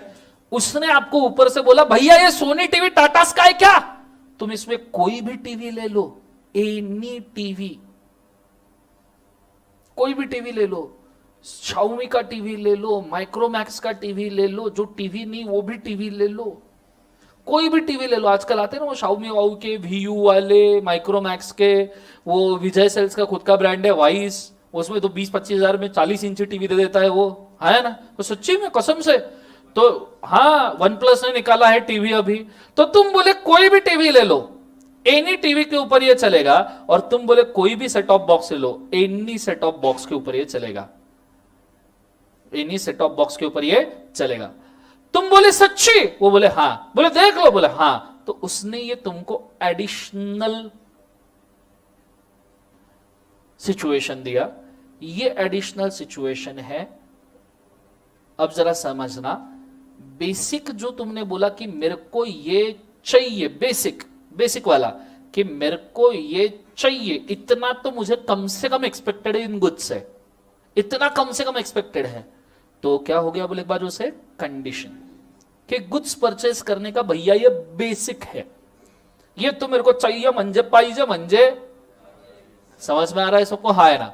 लेकिन उसने एडिशनली जो तुमको बोला कि कोई भी सेट ऑफ बॉक्स के ऊपर ये चल जाएगा, कोई भी सेट ऑफ बॉक्स के ऊपर ये वर्क कर जाएगा, ये उसने तुमको वारंटी दिया। ये उसने क्या दिया बोले एक बार उसे? वारंटी। कंसेप्ट समझ में आ रहा है सबको? हाँ है ना? जोर से बोलो ऐसा ना, अरे बोलो हाँ है ना? अब बहुत अच्छे से सुनना, बहुत अच्छे से समझना। अगर तुम ये सेलफोन घर लेके गए और तुमने घर पे तुम्हारे सोनी के टीवी और टाटा स्काई के सेट ऑफ बॉक्स के ऊपर इसको यूज करके देखा, ठीक है, और अगर ये नहीं चला, इट डिडंट वर्क, मतलब बेसिक कंडीशन ही नहीं चला, तो तुम कॉन्ट्रैक्ट को चलाओगे या कॉन्ट्रैक्ट वॉइड हो जाएगा? जोर से बोलो, क्या हो जाएगा? वॉइड हो जाएगा। कि भाई बेसिक ही कंडीशन मीटअप नहीं कर रहा, बाकी सेट ऑफ बॉक्स और टीवी तो छोड़ दो, बेसिक ही मीटअप नहीं कर रहा। कंसेप्ट समझ में आ रहा है सबको? हाँ है ना? तो कॉन्ट्रैक्ट हो गया वॉइड। इस केस में तुम क्या बोलोगे? भैया पैसे वापस दो, सेलफोन वापस लो। समझ में आ रहा है? पैसे वापस दो, सेलफोन वापस दो। Put the parties in a position that contract did never happened. आप डैमेजेस क्लेम कर रहे हो, कॉन्ट्रैक्ट को रिप्यूडिएट। दो चीजें आप ऐसे सिचुएशन में कर सकते हो, एक तो you can repudiate the contract and you can claim damages. You can claim बोले एक बार उसे डैमेजेस। कंसेप्ट समझ में आ रहा है सबको? हाँ है ना? जोर से बोलो ऐसा ना। वही अगर समझो, लेट्स इमेजिन कि भाई पहला बेसिक कंडीशन आपका सेटिस्फाई हो गया, वो सोनी टीवी पे और टाटा स्काई पे चल गया। कुछ दिनों बाद तुमने पैसे की कमी की वजह से लाया वो वीयू वाला टीवी, ठीक है, सोनी और टाटा स्काई पे चल गया। कुछ दिनों बाद वीयू वाला टीवी लाया और डिश टीवी का सेट ऑफ बॉक्स लगाया, वीयू वाला टीवी लाया, उसके ऊपर तुमने ट्राई किया कि भैया ये चल रहा है क्या, और समझो उसके ऊपर ये नहीं चला, it didn't work on others, on क्या लगा उसे? अदर्स। तो इसको हम क्या कहते हैं? Breach of warranty. जोर से बोलो, ब्रीच ऑफ क्या? वारंटी। पर ये उसने एडिशनली एग्री किया था। उसने क्या एग्री किया था? एडिशनली। मुझे बताओ, तुम्हारे सोनी टीवी और टाटा स्काई के ऊपर ये चल गया क्या? तुम्हारा काम हो गया क्या? बोलो, क्या बेसिक काम हो गया तुम्हारा? बोलो हाँ या ना? अब ये एडिशनल चीजों पे नहीं चल रहा है जो उसने बोली थी, ये तो वारंटी हुई। अब तुम उसको बोलोगे कि भैया ये वर्क नहीं कर रहा, ये कॉन्ट्रैक्ट को वॉइड करो, तो वो क्या बोलेगा? अच्छा भैया ये वर्क नहीं कर रहा, पर तुम्हारा तो सोनी और टाटा स्काई चल गया ना, ये तो वीयू का टीवी और इस पे वर्क नहीं कर रहा है, काम करो, वॉइड क्यों? मैं तुमको रिप्लेस कर देता हूं, मैं तुमको डैमेजेस दे देता हूं, कॉन्ट्रैक्ट मत बंद करो। वैसे भी तुम्हारा बेसिक कंडीशन तो टाटा स्काई और सोनी टेलीविजन का था, ये तो एडिशनल वाला मैंने बोला था। अगर एडिशनल वाला मैंने बोला तो तुम डैमेजेस ले लो ना, तुम दूसरा टीवी रिमोट ले लो, दूसरा सेलफोन ले लो, देखो चेक कर लो, इसको मैं रिपेयर करके देता हूं, चेक कर लो, अगर चलेगा, मैं बोल रहा हूं चलेगा, वारंटी है मेरी। कंसेप्ट समझ में आ रहा है? इसलिए किसी भी गुड्स में ना तुमको कोई भी सेलर वारंटी देता है। व्हाट कंडीशन और वारंटी में यही फर्क है। Condition is nothing but a guarantee कि भैया तुम जो बोल रहे हो बेसिक कंडीशन मीट होगा, पर जो आप बोल रहे हो वो आप जो खरीदते हो उसके ऊपर आपको क्या मिलता है? वारंटी। आपको टीवी के ऊपर, फ्रिज के ऊपर वारंटी मिलता है कि अगर टीवी फ्रिज खराब हो गया तो आपको रिप्लेस करके मिलेगा, आपको पैसा वापस नहीं मिलेगा। कंसेप्ट समझ में आ रहा है? आपका कभी टीवी खराब हो तो आप लेके जाना, भैया बोलना पैसा वापस दो, क्या फालतू कॉन्ट्रैक्ट किया है? वो बोलेगा भैया मैं रिप्लेस करके देता हूं, 5 दिन बाद आना लेके चल जाना, ब्रांड न्यू टीवी दे दूंगा। तो वारंटी है। वारंटी मतलब डैमेजेस पे करना, कंडीशन गारंटी मतलब आप कॉन्ट्रैक्ट तोड़ भी सकते हो, डैमेजेस भी ले सकते हो। वारंटी मतलब आप सिर्फ डैमेजेस ले सकते हो, गुड्स रिप्लेस करते हो, इतना ही। कंसेप्ट समझ में आ रहा है सबको? हाँ है ना? जोर से बोलो सर ना। अब मुझे बताओ किसका ब्रॉडर स्कोप है? कंडीशन का। तुम बायर के हिसाब से देखो तो ब्रॉडर स्कोप किसका है? कंडीशन का।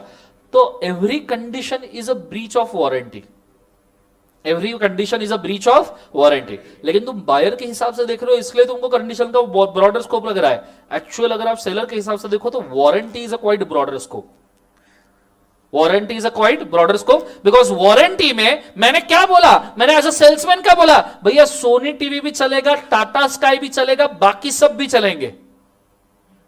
तुमने सिर्फ क्या मांगा? सोनी टीवी और टाटा स्काई। मैंने बोला सब चलेगा। तो किसका स्कोप ब्रॉडर हुआ?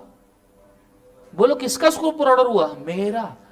तो every breach of condition is a breach of warranty, but every breach of warranty, अगर मेरा दूसरे टीवी वीयू के टीवी के ऊपर अगर डिश टीवी के ऊपर नहीं चला तो ये तो वारंटी ब्रेक हुआ ना, इससे का कंडीशन ब्रेक हुआ, इसका कंडीशन ब्रेक हुआ नहीं, क्योंकि टाटा स्काई सोनी पे तो चल गया। लेकिन जब सोनी पे नहीं चला, टाटा स्काई पे नहीं चला, तो सोनी और टाटा स्काई तो एनी टीवी और एनी सेट ऑफ बॉक्स में इंक्लूडेड थे ना। तो breach of a condition is a breach of a warranty, but breach of a warranty is not a breach of a condition. Are you understanding? Idea clear है मैं क्या कह रहा हूं? जोर से बोलो सर ना, आइडिया क्लियर है मैं क्या कह रहा हूं? अब जैसे उन्होंने एग्जांपल दिया वो भी अच्छा था, सुनना अच्छे तरीके से, कि तुम गए, तुमको कार परचेस करने की थी, तुमने बोला लिम्बोर्गिनी, है ना, लिम्बोर्गिनी चाहिए तुमको। तुमने बोला लिम्बोर्गिनी वाले को, मेरे को इसका स्पीड कम से कम, रुपए कहां से आया, सॉरी, मेरे को इसका स्पीड कम से कम 300 किलोमीटर चाहिए per hour, 300 kilometre per hour कम से कम मेरे को इसका स्पीड चाहिए। ये ऐसा तुमने किसको बोला? लिम्बोर्गिनी वाले को। लिम्बोर्गिनी वाला बोले भैया 300 बस 400 तक ले जाओ, 400 किलोमीटर पर आवर। अब तुमने लिम्बोर्गिनी शुरू की, फुल एक्सीलरेटर दबाया, रेगिस्तान वो रन ऑफ कच्छ में लेके गए टेस्टिंग के लिए, कोई नहीं रहता ना, रन ऑफ कच्छ फुल घूम भगा रहे उसको, जा जाके 200 अटक अटक के लिम्बोर्गिनी 250, 280 पे तो बंद पड़ गई। लिम्बोर्गिनी बंद पड़ गई जाने ओ। अरे बोलो हाँ है ना, 280 में बंद पड़ गई। मुझे बताओ breach of condition, breach of warranty, breach of condition, breach of warranty. तुम्हारी मिनिमम कंडीशन थी 300, समझ में आ रहा है सबको? चलो 300 तो पार कर लिया और 360 पे बंद पड़ गई, breach of condition, breach of warranty. अगर 280 पे बंद पड़ गई तो तुम क्या क्या कर सकते हो? तुम वो रन ऑफ कच्छ से चलते चलते आओगे, वहां से टैक्सी पकड़ोगे जाओगे बस स्टैंड, वहां से बस पकड़ोगे जाओगे रेलवे स्टेशन, वहां से रेलवे पकड़ोगे जाओगे एयरपोर्ट, वहां नहीं रेलवे पकड़ के जाओगे दिल्ली, उसके पास जाके लिम्बोर्गिनी की चाबी फेंक के मारोगे। बोलो हाँ या ना? आजकल तो बायोमेट्रिक भी है तो चाबी भी नहीं फेंक सकते, अरे अंगूठा काट के तो ही फेंक के दूंगा ना। रख तेरी 280 के स्पीड पे बंद पड़ गई निकम्मे। बोले सर नहीं हो सकता। अबे काटा अभी भी 280 पे, जाके देख। समझ में आ रहा है मैं क्या कह रहा हूं? ए तेरा कॉन्ट्रैक्ट पैसे वापस ला, breach of condition, contract repudiate, claim the damages. इज्जत का भाजीपाला हो गया। लोग हंस रहे थे रन ऑफ कच्छ में, वो बोल रहे लोग कहां से आए वहां, अरे पर हंस तो रहे थे ना। डैमेजेस क्लेम, समझ में आ रहा है सबको? किसी ने ऐसा तुम्हारा वीडियो निकाल के यूट्यूब पे डाल दिया, लिम्बोर्गिनी ऐसे अटक अटक के बंद पड़ गए, धुआं निकला भूफ। बोलो हाँ है ना? धुआं निकल गया जाने ओ, हाँ है ना? ऐसा मस्त बैकग्राउंड में म्यूजिक डाल के तुम्हारा अपलोड हो गया इज्जत का पूरा भाजीपाला, तो ऑब्वियसली तुम डैमेजेस क्लेम करोगे नहीं करोगे? वही तुम्हारी लिम्बोर्गिनी 360 पे बंद पड़ गई, तुम जाओगे 360 पे बंद पड़ गई। सर आपने तो 300 मांगा था। हाँ तो बाहर थोड़ा, तो सर मैं दूसरी लिम्बोर्गिनी लेता हूं।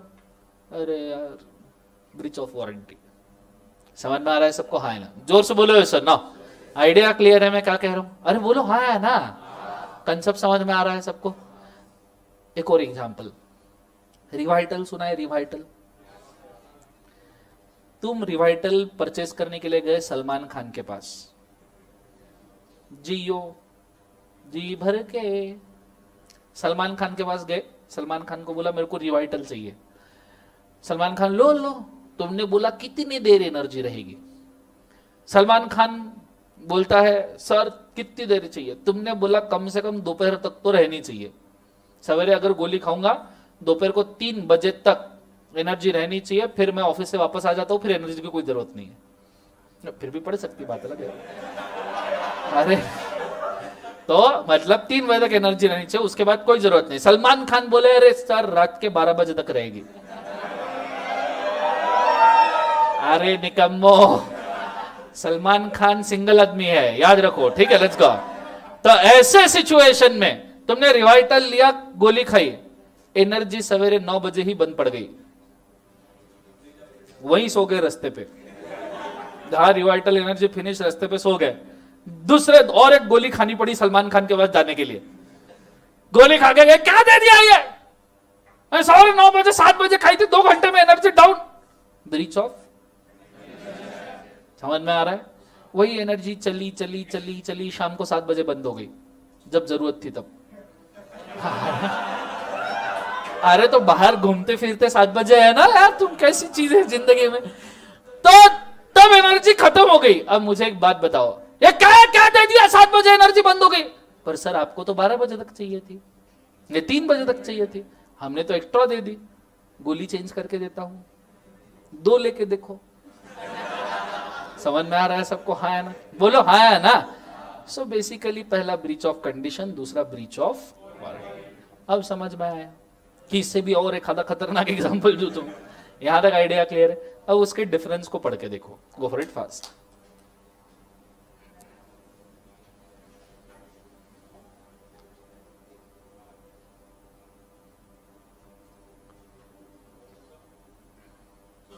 हाँ क्या हुआ? हाँ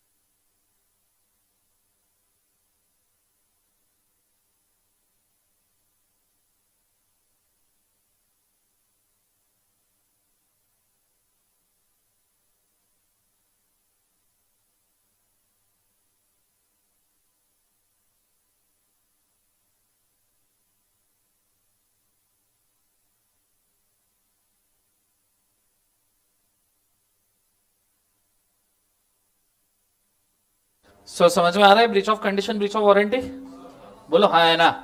उसमें लास्ट पॉइंट वही है ना, breach of condition may be treated as breach of warranty, but breach of warranty can not be treated as breach of condition. Concept समझ में आ रहा है सबको? हाँ है ना? ओके, नीचे when condition is to be considered as warranty, condition को वारंटी कब समझा जाएगा? Where buyer altogether waives the performance of the condition there, a party may for his own benefit waive the, क्या बोले एक बार उसे, स्टिपुलेशन। कंडीशन को ही वारंटी कब समझा जाता है, मतलब अल्टीमेटली वारंटी कब मानी जाएगी? ठीक है, ये चीज का सवाल है। अब बेसिकली अगर देखा जाए तो तुम लिम्बोर्गिनी परचेस करने के लिए गए, तो मैंने उसको बोला भैया 300 किलोमीटर के हिसाब से तो चलनी चाहिए, ठीक है? वो बोलता है भैया 300 तो नहीं हो पाएगा, थोड़ा भाव करो। तुम बोले कितना? बोले भैया 150। बोले आज के डेट में ऐसा होता है क्या, कम से कम 250 तो चाहिए। तो बोले नहीं भैया 200। अब तुम्हारी कंडीशन वेव ऑफ किए जा रहे हो, समझ में आ रहा है? तुम्हारी कंडीशन वेव ऑफ किए जा रहे हो, एंड में जाके डील कही तो ये फंस गई 220 230 पे, और वो बोले कि भैया 220 230 पे चलेगी, पर टेस्टिंग मॉडल है, प्रोटोटाइप है, कुछ कोई भरोसा नहीं। मैं बोल तो रहा हूं ट्राई तो पूरा है, लेकिन देखना। तुम बोले चलो ठीक है देखता हूं। देखता हूं is a waiver of condition, is a waiver of क्या लेबर? कंडीशन। तुमने अगर कंडीशन वेव ऑफ कर दी तो तुम्हारी कंडीशन तो रही नहीं, अब बचा सिर्फ क्या बोले एक बार? वारंटी। कंसेप्ट समझ में आ रहा है सबको? हाँ है ना? जोर से बोलो सर ना। अब इसके लिए एग्जांपल लिखना वहां पे जो ब्लैंक स्पेस है उसमें।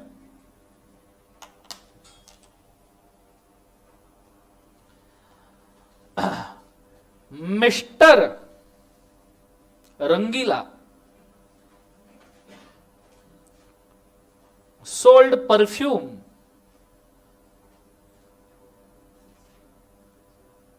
to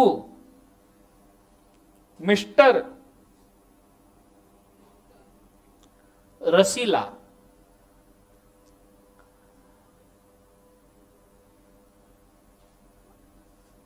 which will last long, which will last long for 10 hours.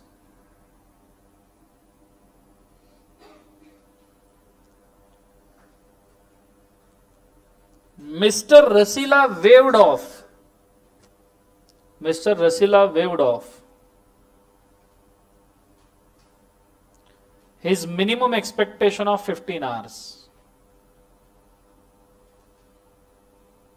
Mr. Rasila waved off his minimum expectation of 15 hours. Then only warranty is there.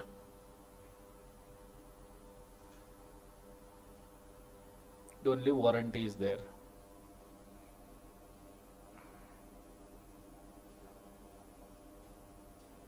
Okay, next one. Where buyer elects to treat breach of the condition thus as one of the warranty, that is to say claim damages instead of repudiating contract. Buyer खुद बोल रहा है कि भैया लिम्बोर्गिनी 300 तक नहीं पहुंची ना तो रिप्लेस करके देना पड़ेगा। तुम ये नहीं बोल रहे कॉन्ट्रैक्ट तोड़ूंगा, तुम क्या बोले? रिप्लेस करके देना पड़ेगा। मतलब तुमने खुद ही कंडीशन को क्या बना कन्वर्ट कर दिया? वारंटी, बिकॉज वारंटी में भी सेम ही कॉन्सिक्वेंस होता है।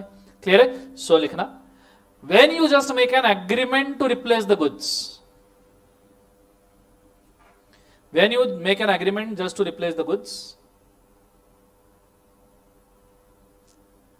and not to repudiate a contract, just to replace the goods and not to repudiate a contract, not to repudiate a contract, then it is breach of, then it is breach of warranty. Full stop. Next, where a contract is non-severable and buyer has to accept either the whole goods or any part thereof. Acceptance means acceptance envisaged in section 72. For example, तुम चले गए market में सब्जी खरीदने के लिए। Clear है concept सबको? हाँ है ना? सब्जी तुमने देखी, तुम बोले इसमें से 50 किलो दे दो, वो बोले भैया अगर लेना है तो पूरा 100 किलो लेना पड़ेगा और 50 किलो नहीं मिलेगा। तुम बोले मुझे बेसिक सिर्फ 50 किलो की ही जरूरत है, ये फ्रेश रहेगा, वो बोले भैया 100 किलो लेके जाने हो तो लेके जाओ, नहीं तो रहने दो। अब तुम्हारी बेसिक कंडीशन थी 2 दिन के अंदर गुड्स खराब नहीं होने चाहिए, लेकिन तुम 100 किलो खरीद के आए और गुड्स खराब हो गए, तो अब इससे सिर्फ वारंटी टूटेगा, इससे कंडीशन टूटेगा क्या? नहीं। सिंपली आप इतना दिमाग में रख लो, जब आप खुद की बेसिक कंडीशन निकाल देते हो और अब जो सेलर है उसके कंडीशन एक्सेप्ट करना शुरू करते हो, तो उसे कंडीशन का ब्रीच नहीं, उसे काय का ब्रीच मानते हैं? वारंटी का। अगर आप सेलर के कंडीशंस मानना शुरू करो तो। क्लियर है कंसेप्ट? तो वहां लिखना, when buyer forgoes his conditions, when buyer forgoes his conditions and try to accept the conditions of the seller,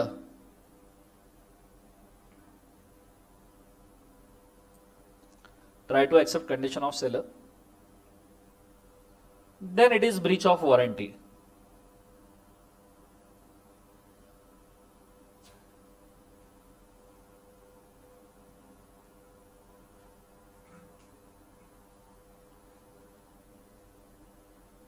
There it is breach of warranty. China made goods सुने? China made goods, आप अगर दुकान में जाओ और Chinese का कोई ऐसा HDMI केबल वगैरह परचेस करो या कोई केबल परचेस करो, उसको बोलना भैया ये चलेगा ना, टीवी पे लगाना है, वो क्या बोलता है पता है?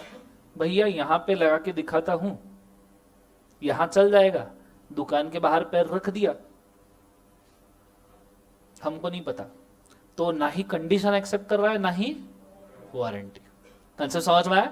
बोलता है भैया चला तो चांद तक, नहीं तो शाम तक। क्लियर है कंसेप्ट सबको? हाँ है ना? Next, where the fulfilment of any condition or warranty is excused by law by reason of impossibility of otherwise. मतलब तुम्हारी जो कंडीशन थी वो लॉ के हिसाब से इम्पॉसिबल ही थी। Any example? इम्पॉसिबल नहीं हो, इम्पॉसिबल ही थी कंडीशन परफॉर्म करना। एनीवन?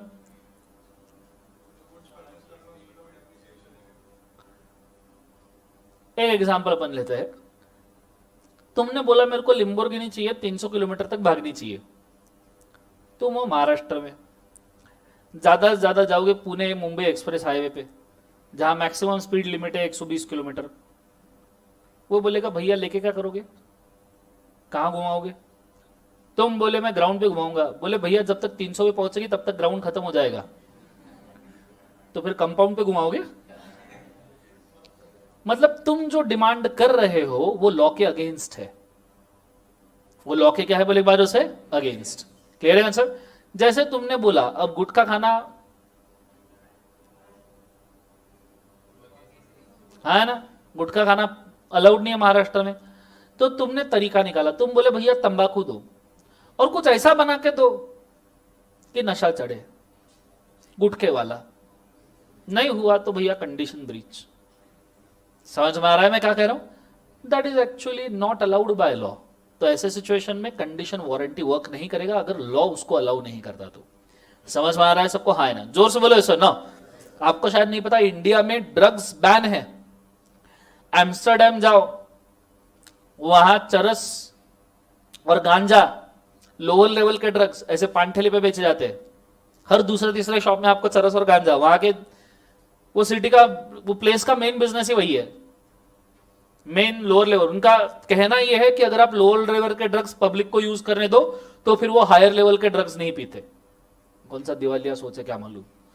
तो उनका कहना ऐसा है, कभी अगर आप ड्रग्स लो तो उसके लत से बाहर निकल पाओगे क्या? नहीं। तो अब बेसिकली देखा जाए तो इंडिया में ड्रग्स लेना बैन है। कल जाके तुमने अगर किसी को बोला, एक आधे होटल वाले को, कि भैया ऐसा कुछ बना के दो मजा आ जाए, तुम्हें दो डोलना 2 दिन निकल जाए पता भी ना चले, ठीक है? तो कंडीशन वारंटी ये अगेंस्ट लॉ जा रही है। कंसेप्ट समझ में आ रहा है सबको? हाँ है ना? और लोग तो आजकल काय काय के नशे नहीं करते, व्हाइटनर, पेट्रोल, आयोडेक्स, सॉक्स। कैसे शौक है ये, हे भगवान, छी। आगे सॉक्स, ब्रेड के ऊपर आयोडेक्स लगा के खाना सुना था मैंने, आपको होता है? कुछ लोग खाते हैं ब्रेड के ऊपर आयोडेक्स लगा के, नशे के लिए। ट्राई करना जिंदगी में, अरे मस्त लगता है। मैंने नहीं खाया पर मस्त लगता है, मैंने सुना है। क्या आगे सो वहां लिख के रखना, any condition or warranty put, any condition or warranty put is against law, is against law. Any condition or the warranty put is against law, then it will not be valid, then it will not be valid.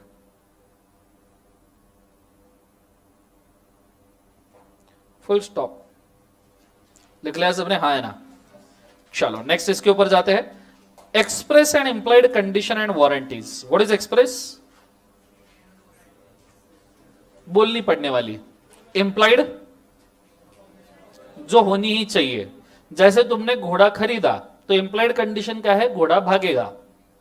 ठीक है, तुमने घोड़ा खरीदा और वो सिर्फ सोता रहा, भाग ही नहीं रहा, तो घोड़ा खरीद के कोई फायदा? बोलो हाँ या ना? तुमने गन खरीदी तो वो सामने की तरफ चलनी चाहिए। तुमने मस्त निशाना लिया, फायर किया, तुम ही गिर गए, बूम। बट कंडीशन क्लेम करने के लिए कोई बच्चे का नहीं, बात अलग है।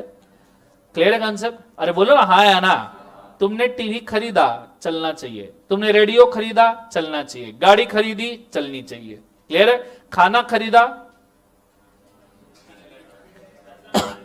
हजम नहीं, खाने लायक होना चाहिए। हजम तो कुछ भी कर लोगे तुम। ठीक है, आगे कुछ इंप्लाइड कंडीशन होते हैं। मैं बोल रहा हूं ये पैराग्राफ के थोड़ा नीचे आओ। कौन से कंडीशन इंप्लाइड कंडीशंस में आते हैं, मैं उसके ऊपर जा रहा हूं। Condition as to title. आप जब भी किसी से गुड्स परचेस करते हो, आप क्या सोचते हो? वो गुड्स का ओनर है या वो चोर है? समझो तुम चले गए विजय सेल की दुकान में और तुमने बोला विजय सेल्स के दुकान के अंदर कि भैया ये टीवी चाहिए। क्या चाहिए? टीवी। तो तुम क्या सोचोगे? ये टीवी इसने खरीद के लाया है, चुरा के लाया है? खरीद के लाया है। जब किसी से भी कुछ गुड्स परचेस करते हो तो तुम क्या सोचते हो? ये बेसिक उसका ओनर होगा। कंसेप्ट समझ में आ रहा है सबको? हाँ है ना? This is a basic condition. ये क्या है बोले एक बार? Basic condition. अगर ये नहीं रहा तो कॉन्ट्रैक्ट क्या हो जाएगा? वॉइड। क्लियर है? तो नीचे, in every contract of sale, unless there is an agreement to the contrary, first implied condition on the part of the seller is that in the case of the sale he has a right to sell the goods. He has a क्या बोले एक बार? जो से right to sell the goods, मतलब वो goods को sell कर सकता है। ये पहला condition. in the case of agreement to sell, he will have a right to sell the goods at the time of the property passes. In simple words, condition implied is that seller has a right to sell the goods at the time when property is passed. If the seller's title is defective, the buyer must return the goods to the true owner and recover the price from the किससे बोले एक बार? उसे seller। अब दो cases में यहां पे लेना चाहूंगा। फॉर एग्जांपल, बड़े अच्छे तरीके से ध्यान देना, बड़े अच्छे तरीके से। ये बड़े तकलीफ वाली चीज है, बहुत अच्छे से ध्यान देना। समझो,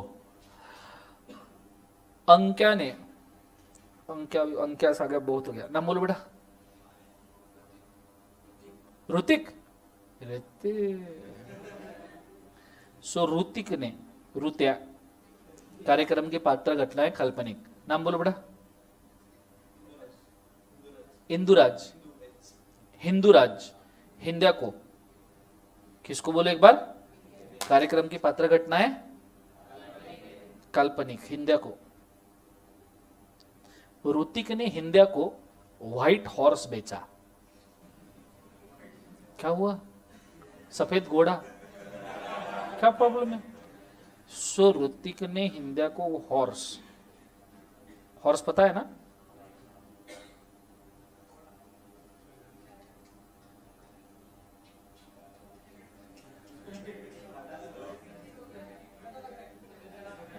घोड़ा है वो।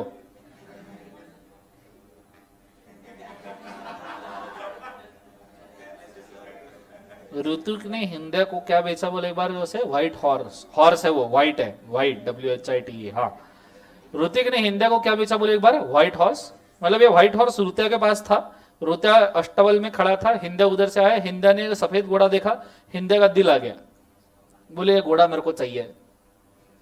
अबे बोलो ना हाँ है ना, बोलो ऐसा ना पक्का। ऋतिक ने हिंदा को एक घोड़ा बेचा, घोड़ा बेच दिया, घोड़ा चला गया हिंदा के अस्तबल में, हिंदा घोड़ा खुशी से रहने लगे, ठीक है खा हुआ। फिर कुछ दिनों बाद ऋतिक के पास उसका पुराना दोस्त आया जेस्सी। जेस्सी ऋतिक को बोलता है, रुत्या वो तेरे पास सफेद घोड़ा था याद है? रुत्या बोलता है हाँ था ना। बोले वो घोड़ा मैं तेरे से 1 करोड़ रुपए में परचेस करना चाहूंगा, मेरे को पसंद आ गया। क्या पता सब घोड़े के पीछे क्यों लगे। सब मेरे को पसंद आ गया, 1 करोड़ रुपए में मेरे को तेरा ये घोड़ा चाहिए।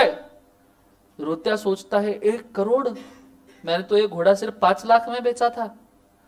रुत्या बोले 1 करोड़ मेरे को पाहिजे म्हणजे चाहिए म्हणजे पाहिजे।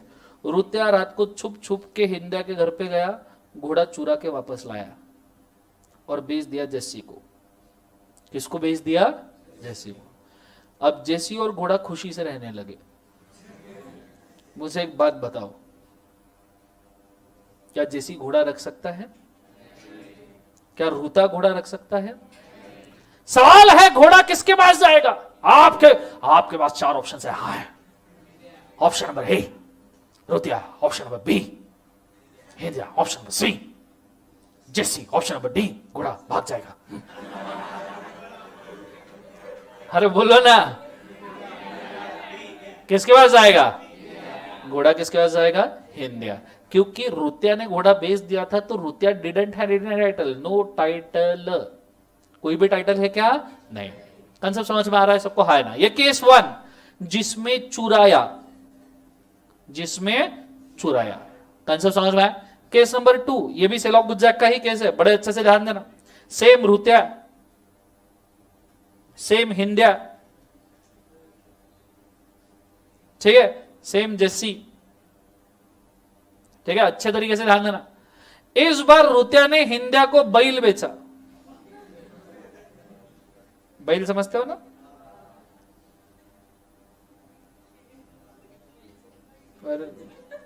बैल है वो चुपे है।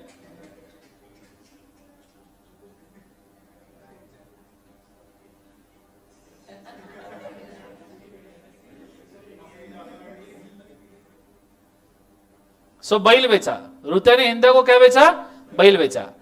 बैल बेचा तो हिंदा का दिल आ गया था बैल पे। हिंदा बोले मेरे को ये बैल चाहिए। रुत्या बोले कितने में लेगा? तो बोले 5 लाख। तो डील हो गई 5 लाख का बैल। लेकिन बैल अभी भी रुत्या के पास ही था। डील हो गई थी, हिंदा ने अभी तक 5 लाख दिए नहीं थे, लेकिन एग्रीमेंट हो गया था, एग्रीमेंट टू सेल हो गया था कि बाद में हम बैल बेचेंगे।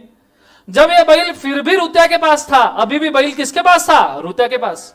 कंसिडरेशन आया नहीं है। तब जेसी ऐसे ही रुत्या के फार्म हाउस पे आया, उसने देखा एक सुंदर सा बैल बड़े प्यार से उछल कूद कर रहा है। हिंदा जेसी बोले हाँ क्या बैल है, मेरे को ये बैल चाहिए। रुत्या बोला पर मैंने ऑलरेडी 5 लाख में बेचा। जेसी बोले 5 लाख बस, मैं इसके लिए 50 लाख दे सकता हूं। दिल आ गया बैल पे। अरे तो घोड़ा क्या चीज है ये बोल। सो अब ऐसे के जेसी बोला मैं 50 लाख में खरीद सकता हूं। रुत्या बोले सच्ची? जेसी बोला मुच्ची। बोले निकाल चेक। जेसी ने चेक निकाल के रुत्या को दिया 50 लाख का, और बैल जेसी को दे दिया गया। पर जेसी को यह आइडिया नहीं था कि ये बैल हिंदिया को बेचा है। रुत्या ने सिर्फ बोला ये बैल 5 लाख का है, यही नहीं बोला कि मैंने बेच दिया है। जेसी को आइडिया ही नहीं था कि ये बैल उसने बोला कि 5 लाख का, ये बोले मैं 50 लाख दूंगा, लगेज बेच दिया। अब मुझे एक बात बताओ, बैल का क्या होगा? आपके पास 4 ऑप्शन है। हाँ बैल रुत्या के पास जाएगा, हाँ बैल हिंदा के पास जाएगा, हाँ बैल जेसी के पास जाएगा, हाँ या बैल सुसाइड कर लेगा, हाँ।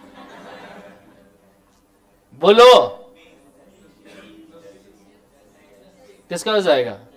मतलब बैल हुआ तो जेसी के पास, घोड़ा हुआ तो हिंदा के पास। तुमको जस्सी से कोई टेंशन है क्या? हाँ बोलो। तो बैल किसके पास जाएगा? अब बैल जस्सी के पास जाएगा। क्यों? क्योंकि ये चोरी का नहीं था, ये रीसेल वाला एग्रीमेंट था। already sold the goods which are resold. Here ghoda will go to Hindia. Ghoda to Hindia. Ghoda to Hindia. Here bail to Jesse. Concept समझ में आ रहा? क्योंकि जेसी जैसा कोई नहीं। कंसेप्ट समझ में आ रहा है सबको? अरे बोलो ना हाँ ना। तो मैं चाहूंगा इसको लिख के रखो, कम में आएगा।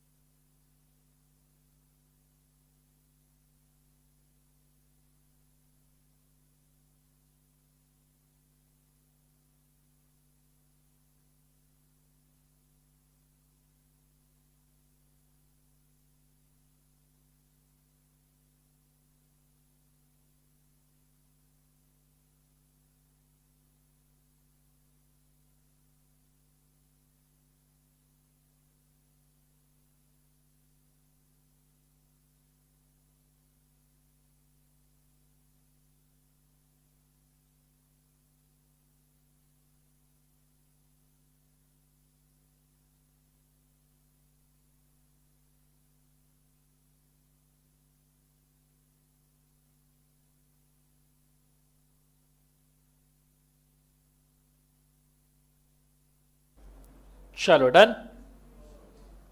एवरीबॉडी आज तो मतलब पूरा मौसम ही बेईमान दिख रहा है मेरे को, है? आलसी आलसी से पड़े हो, सर पढ़ा रहे हैं, हम सुन रहे हैं। सर आप पढ़ाते जाओ, हम सुनते जाएंगे और भूलते भी जाएंगे, हैं? चलो हो गया सबका? एवरीबॉडी समझ में आया नहीं आया? Let's go next. Sale by description. Sale by क्या बोले एक बार उसे? Description. Where there is a contract of sale of the goods by description, there is an implied condition that goods corresponds with the description. This rule is based on the principle that if you contract to sell peas, you cannot compel the buyer to take the beans. तुमने मटर बेचने का contract किया है तो तुम राजमा नहीं दे सकते। अभी वही तो मीनिंग है ना उसका। अरे बोलो ना हाँ है ना। फ्लैट परचेज किया है, पता है? फ्लैट आपको पता है फ्लैट की साइट शुरू होने के पहले ही प्री बुकिंग शुरू हो जाते हैं। उसके पहले वो ऐसे फ्लोर प्लान दिखाते हैं कि भैया ये तुम्हारा फ्लोर प्लान है, यहां तुम्हारा हॉल रहेगा इतने फीट बाय इतने फीट का, इतने फीट बाय इतने फीट का बेडरूम, ये तुम्हारा दूसरा, ये तुम्हारा किचन, ये तुम्हारा डाइनिंग, ये तुम्हारा संडास बाथरूम होता है। अरे बोलो हाँ या ना। अब ऐसे सिचुएशन के अंदर तुमने पूरे मेजरमेंट देख लिए और एक्चुअल घर का मेजरमेंट उससे आधा ही था, तो तकलीफ हॉल में, किचन में या बेडरूम में नहीं है। समझ में आ रहा है मैं क्या कह रहा हूं? तो ऐसे सिचुएशन में आपका कॉन्ट्रैक्ट वैलिड है या वॉइड है? मतलब बेसिक कंडीशन ही आपने ब्रीच कर दिया, जो डिस्क्रिप्शन से सेल किया हो तो मिट ही नहीं हुआ। क्लियर है? टेलर मेड क्लोथ्स, उसमें भी लड़कियों वाले एक पंजाबी ड्रेस बनाना, क्या क्या नहीं करेंगे उसके। भैया ये पंजाबी ड्रेस ऐसा होना चाहिए, इसमें बैक लेस होना चाहिए या बैक पे लेस होना चाहिए, या इसके ऊपर बुट्टा जरी, या इसको बॉर्डर, ये थोड़ा सा शिमर, ये थोड़ा सा क्रॉप, ये क्या फलना ढकना। उसकी जिंदगी की पूरी कुंडली खराब हो जाएगी, इतने उसको कंटेंट बोल के रखते हैं। अरे आ रहा है समझ में? हाँ ना। लड़का सिंपल, भैया ये कपड़ा है, इसका ना एक शर्ट बना दो, खत्म बात। समझ में आ रहा है सबको? हाँ है ना। अब ऐसे सिचुएशन में तुमने इतना सारा डिस्क्रिप्शन दिया, ये ऐसा ही चाहिए वैसा ही चाहिए, एंड में जब वो कपड़ा बन के आता है फिर भी कभी भी कितना भी अच्छा दिखे, लड़की सेटिस्फाइड नहीं होती। बोलो हाँ। अरे बोलो ना हाँ है ना। लड़के के लिए वो डबल साइज का भी क्यों बनाया? अच्छा तो दिख रहा है। बोलो हाँ है ना। और लड़के से ज्यादा तो वो अच्छा उसकी मां को दिखता है हमेशा, है ना। 54 साइज का भी कपड़ा पहना दिया, प्यारा तो लग रहा है मेरा बेटा, क्या प्रॉब्लम? समझ में आ रहा है सबको? हाँ है ना। जोर से बोलो ऐसा ना। अब तुमने दिया डिस्क्रिप्शन कुछ, उसने बनाया कुछ। तुमने दिया डिस्क्रिप्शन का कि मेरे को चाहिए बम्बून, उसने बना दिया तंबू। तो ऑब्वियस सी बात है कि कॉन्ट्रैक्ट क्या हो जाएगा? बोले एक बार उसे वॉइड। क्लियर है? So goods shawl correspond with a description. Clear है concept? Buyer is not bound to accept and pay for the goods which are not in accordance with description. तुमने शेरवानी बोली थी, उसने बनियान बना दिया, तो ऑब्वियस सी बात है कि ऐसे केसेस में आप उसको परचेज करोगे क्या? नहीं। आगे sale by sample. Sale by क्या बोले एक बार? सैंपल। बचपन में बोला था ना मैंने, अनाज के गोदाम में पप्पा लेके जाते थे। मतलब तुम्हारे बचपन में होता था ऐसा? अनाज का गोदाम होता था, पप्पा लेके जाते थे गेहूं खरीदने के लिए, चावल खरीदने के लिए, खास करके घर पे मेहमान आ रहे हो तो बासमती खरीदने के लिए। बासमती देखा है ना? हाँ है ना। अरे गरीबों, बासमती देखा है नहीं देखा है? तो हाँ तो बोलो जिंदगी के अंदर थोड़ा सा, मतलब मैं भी गरीबी चू बोलना हमको। सो तुम्हें बासमती, अब सबसे पहले जब बासमती हाथ में लेना तो आदमी बासमती नहीं चेक करता, आदमी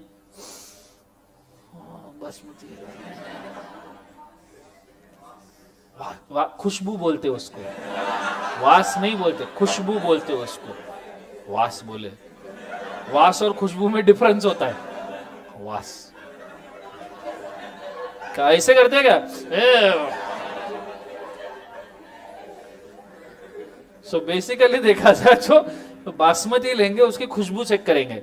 बासमती की असली परख खुशबू से होती है, ठीक है। दाना तो कहां पे भी बनाया जा सकता है, बट बासमती में खुशबू is a main ingredient. Clear है कंसेप्ट सबको? हाँ है ना। तो अब ऐसे सिचुएशन में आपको पूरा बोरा फोड़ के नहीं दिखाते कि भैया हर एक दाना चेक कर लो बासमती का, और तुम बैठे बोरा फोड़ के रखा, एक दाना, दूसरा दाना, एक आधा अंदर चला। समझ में आ रहा है सबको? हाँ है ना। तो ऑब्वियस सी बात है कि भाई वो सैंपल बेसिस पे सेल करेंगे। कौन से बेसिस पे सेल करेंगे? सैंपल। क्लियर है? तुमने खरीदा बासमती, निकला कोलम, तो चलेगा क्या बच्चों? कंसेप्ट समझ में आ रहा है सबको? हाँ है ना। जोर से बोलो सर ना। सो नीचे, in a contract of sale by sample there is a implied condition, the bulk shall correspond with the sample. bulk shall correspond with sample. जैसे कार परचेस करने जाओ तो वो टेस्टिंग के लिए डेमो कार रखते हैं, बोलो हाँ है ना, जो हमेशा बहुत अच्छी चलती है। समझो तुम कार खरीदने के लिए गए, स्टीयरिंग था, सब एकदम अपनी जगह पे, और तुम कार खरीदने के लिए गए, डेमो कार लिया, बम फुल घुमाया लाया, बोले बुक कर दी कार, जब तुम्हारी कार आई उसमें स्टीयरिंग ही नहीं था। हो सकता है ना। हाँ, तो क्या ये बेसिक कंडीशन मीट हुआ? नहीं। The buyer shall have reasonable opportunity to compare the bulk with the sample. The goods shall be free from the defect rendering them unmercantile, which would not be apparent at reasonable examination of the sample. This condition is applicable only with regard to the defects, which could not be discovered by the ordinary examination of the goods. But if the defects are latent, then buyer can avoid the contract. If defects are latent, then buyer avoid the contract. For example, तुम गए, तुमने बासमती उठाया, सही है, तुमने बोला एक बोरा भेज देना घर पे। घर पे तुमने बासमती खोला और उसमें से बहुत सारे सजीव प्राणी बाहर आए, सैंपल के अंदर नहीं थे, ओरिजिनल बॉक्स के अंदर है, ओरिजिनल कट्टे के अंदर है, तुम रखोगे? हाँ सर मेरे को नॉनवेज बहुत पसंद है, अरे बोलो हाँ या ना, तो यू विल, लैटेंट डिफेक्ट है। कैसा डिफेक्ट है? Latent, substantial. तो इसमें आप कॉन्ट्रैक्ट को अवॉइड कर सकते हो। साइड में एग्जांपल लिखे रखो, purchase of grains, purchase of grains as per sample। उसके ऊपर वाले में purchase of flat और property as per description, purchase of flat और property as per description।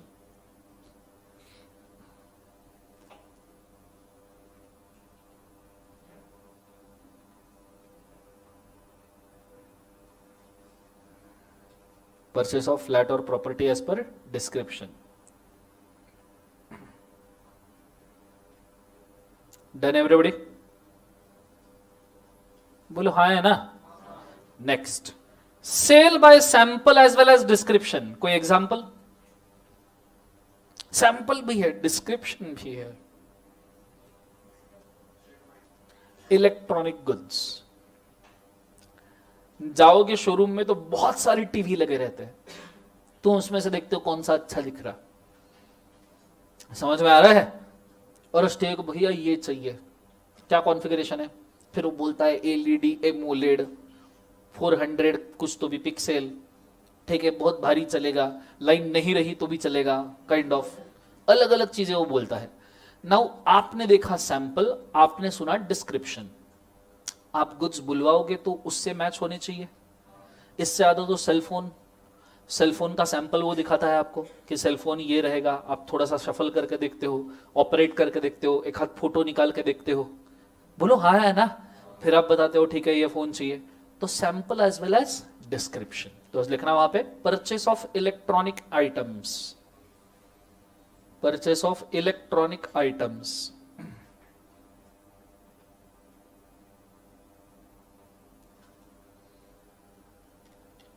Purchase of electronic items, full stop. लिख लिया सबने? हाँ है ना everybody? Next, sale by sample as well as description में, where the goods are sold by sample as well as description, the implied condition is that bulk of the goods supplied must correspond with the sample. Bulk shall correspond with the sample and description. If the goods correspond with the sample but does not tally description or vice versa, the buyer can repudiate the contract. Concept समझ में आ रहा है सबको? हाँ है ना? जोर से बोलो इसको। नाउ नीचे, condition as to quality and fitness. आप जो गुड्स परचेस कर रहे हो वो क्वालिटेटिवली सही और फिट होने चाहिए। नॉर्मली ये वर्क करता है मेडिसिन के केस में। मेडिसिन के ऊपर एक्सपायरी डेट होती है, क्या आप एक्सपायरी मेडिसिन परचेस करते हो? अरे बोलो हाँ या ना। तो क्वालिटी एंड फिटनेस सही होना चाहिए।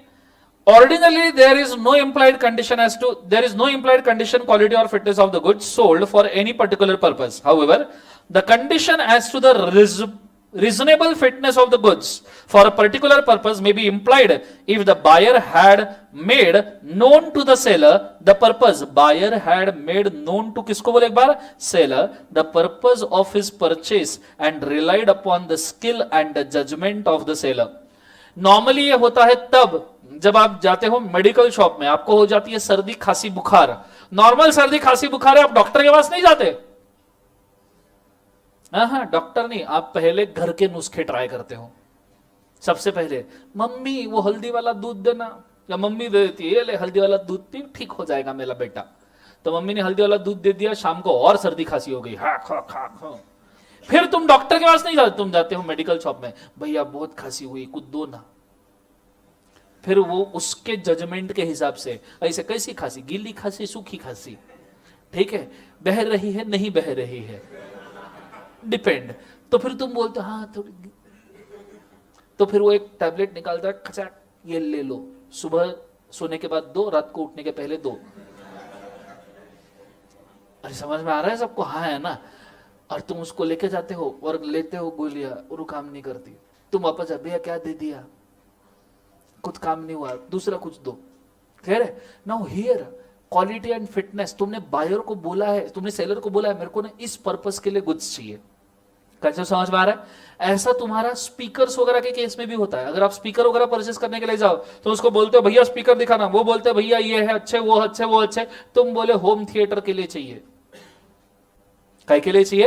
Home theatre. तो फिर वो तुमको अलग टाइप के स्पीकर दिखाएगा। तुम बोलो मेरे को डीजे में बजाने के लिए चाहिए, वो अलग टाइप के स्पीकर दिखाएगा। तुम बोलो नहीं भाषण वगैरह देने हैं, लेक्चर वेक्चर सुनने उसके लिए चाहिए, वो अलग टाइप के स्पीकर देगा।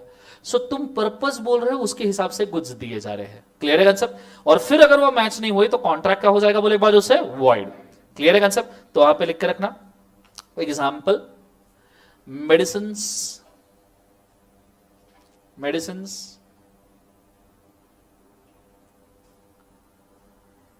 स्पेसिफिक इलेक्ट्रॉनिक कॉन्फ़िगरेशन गुड्स, जैसे कंप्यूटर में आप इलेक्ट्रॉनिक कॉन्फ़िगरेशन बोलते हो ना, नहीं नहीं, कंप्यूटर में बोलते हो नहीं बोलते हो कि भैया मेरे को 1 TB वाली मेमोरी वाला लैपटॉप चाहिए, 8 GB रैम चाहिए, बोलो हाँ या ना। Next, condition as to wholesomeness. Wholesomeness मतलब गुड्स कंप्लीट है। गुड्स क्या है बोले बाद उसे अरे बोलो गुड्स क्या है? Complete. In the case of the eatables and provisions, in addition to the implied condition to a merchantability, there is another implied condition that the goods should be wholesome. Wholesome मतलब पूरे complete है, खाने लायक है, जो बोले है वो है, प्योर है। जैसे आपको बोला जाए तो भेसळ वाले गुड्स, भेसळ पता है ना, मिलावट वाले, दूध में बीच में यूरिया का मिलावट किया जाता था, बोलो हाँ है ना। गेहूं या मतलब ऐसा बोला जाता है कि 25 किलो का अगर गेहूं का आप बोरा परचेस करो तो उसमें वो नियरली आधा वगैरह किलो या पाव किलो के रेती गिट्टी मिक्स कर देते हैं, हाँ है ना। अगर आप चावल लो तो उसके अंदर रेती गिट्टी मिक्स कर देते हैं। समझ में आ रहा है सबको, हाँ है ना। तो तेल के अंदर फल्ली तेल में सोयाबीन तेल मिक्स कर देंगे, तिल के तेल में फल्ली तेल मिक्स कर देंगे। तो बेसिकली देखा जाए तो ये होलसम गुड्स नहीं है, ये सब नॉट वोलसम गुड्स है। आपको कंप्लीट और वोलसम गुड्स की जरूरत है। साइड में लिखना the pure and complete goods, the pure and complete goods are called as wholesome goods. The pure and complete goods are called as wholesome goods, full stop. So इतनी चीजें basic condition में होनी चाहिए। अगर ये नहीं रहा तो कॉन्ट्रैक्ट क्या हो जाएगा? रिप्यूडिएट। तो इसके टाइटल में सबसे ऊपर लिख के रखो इफ फॉलोइंग, इसके यहां पे ये वाले एरिया में लिख के रखना if following conditions not complied, if following conditions not complied then buyer can terminate the contract, buyer can terminate the contract.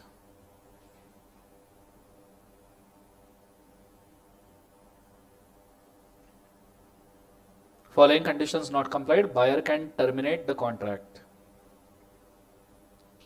लिख लिया सबने, हाँ है ना? आइडिया क्लियर है?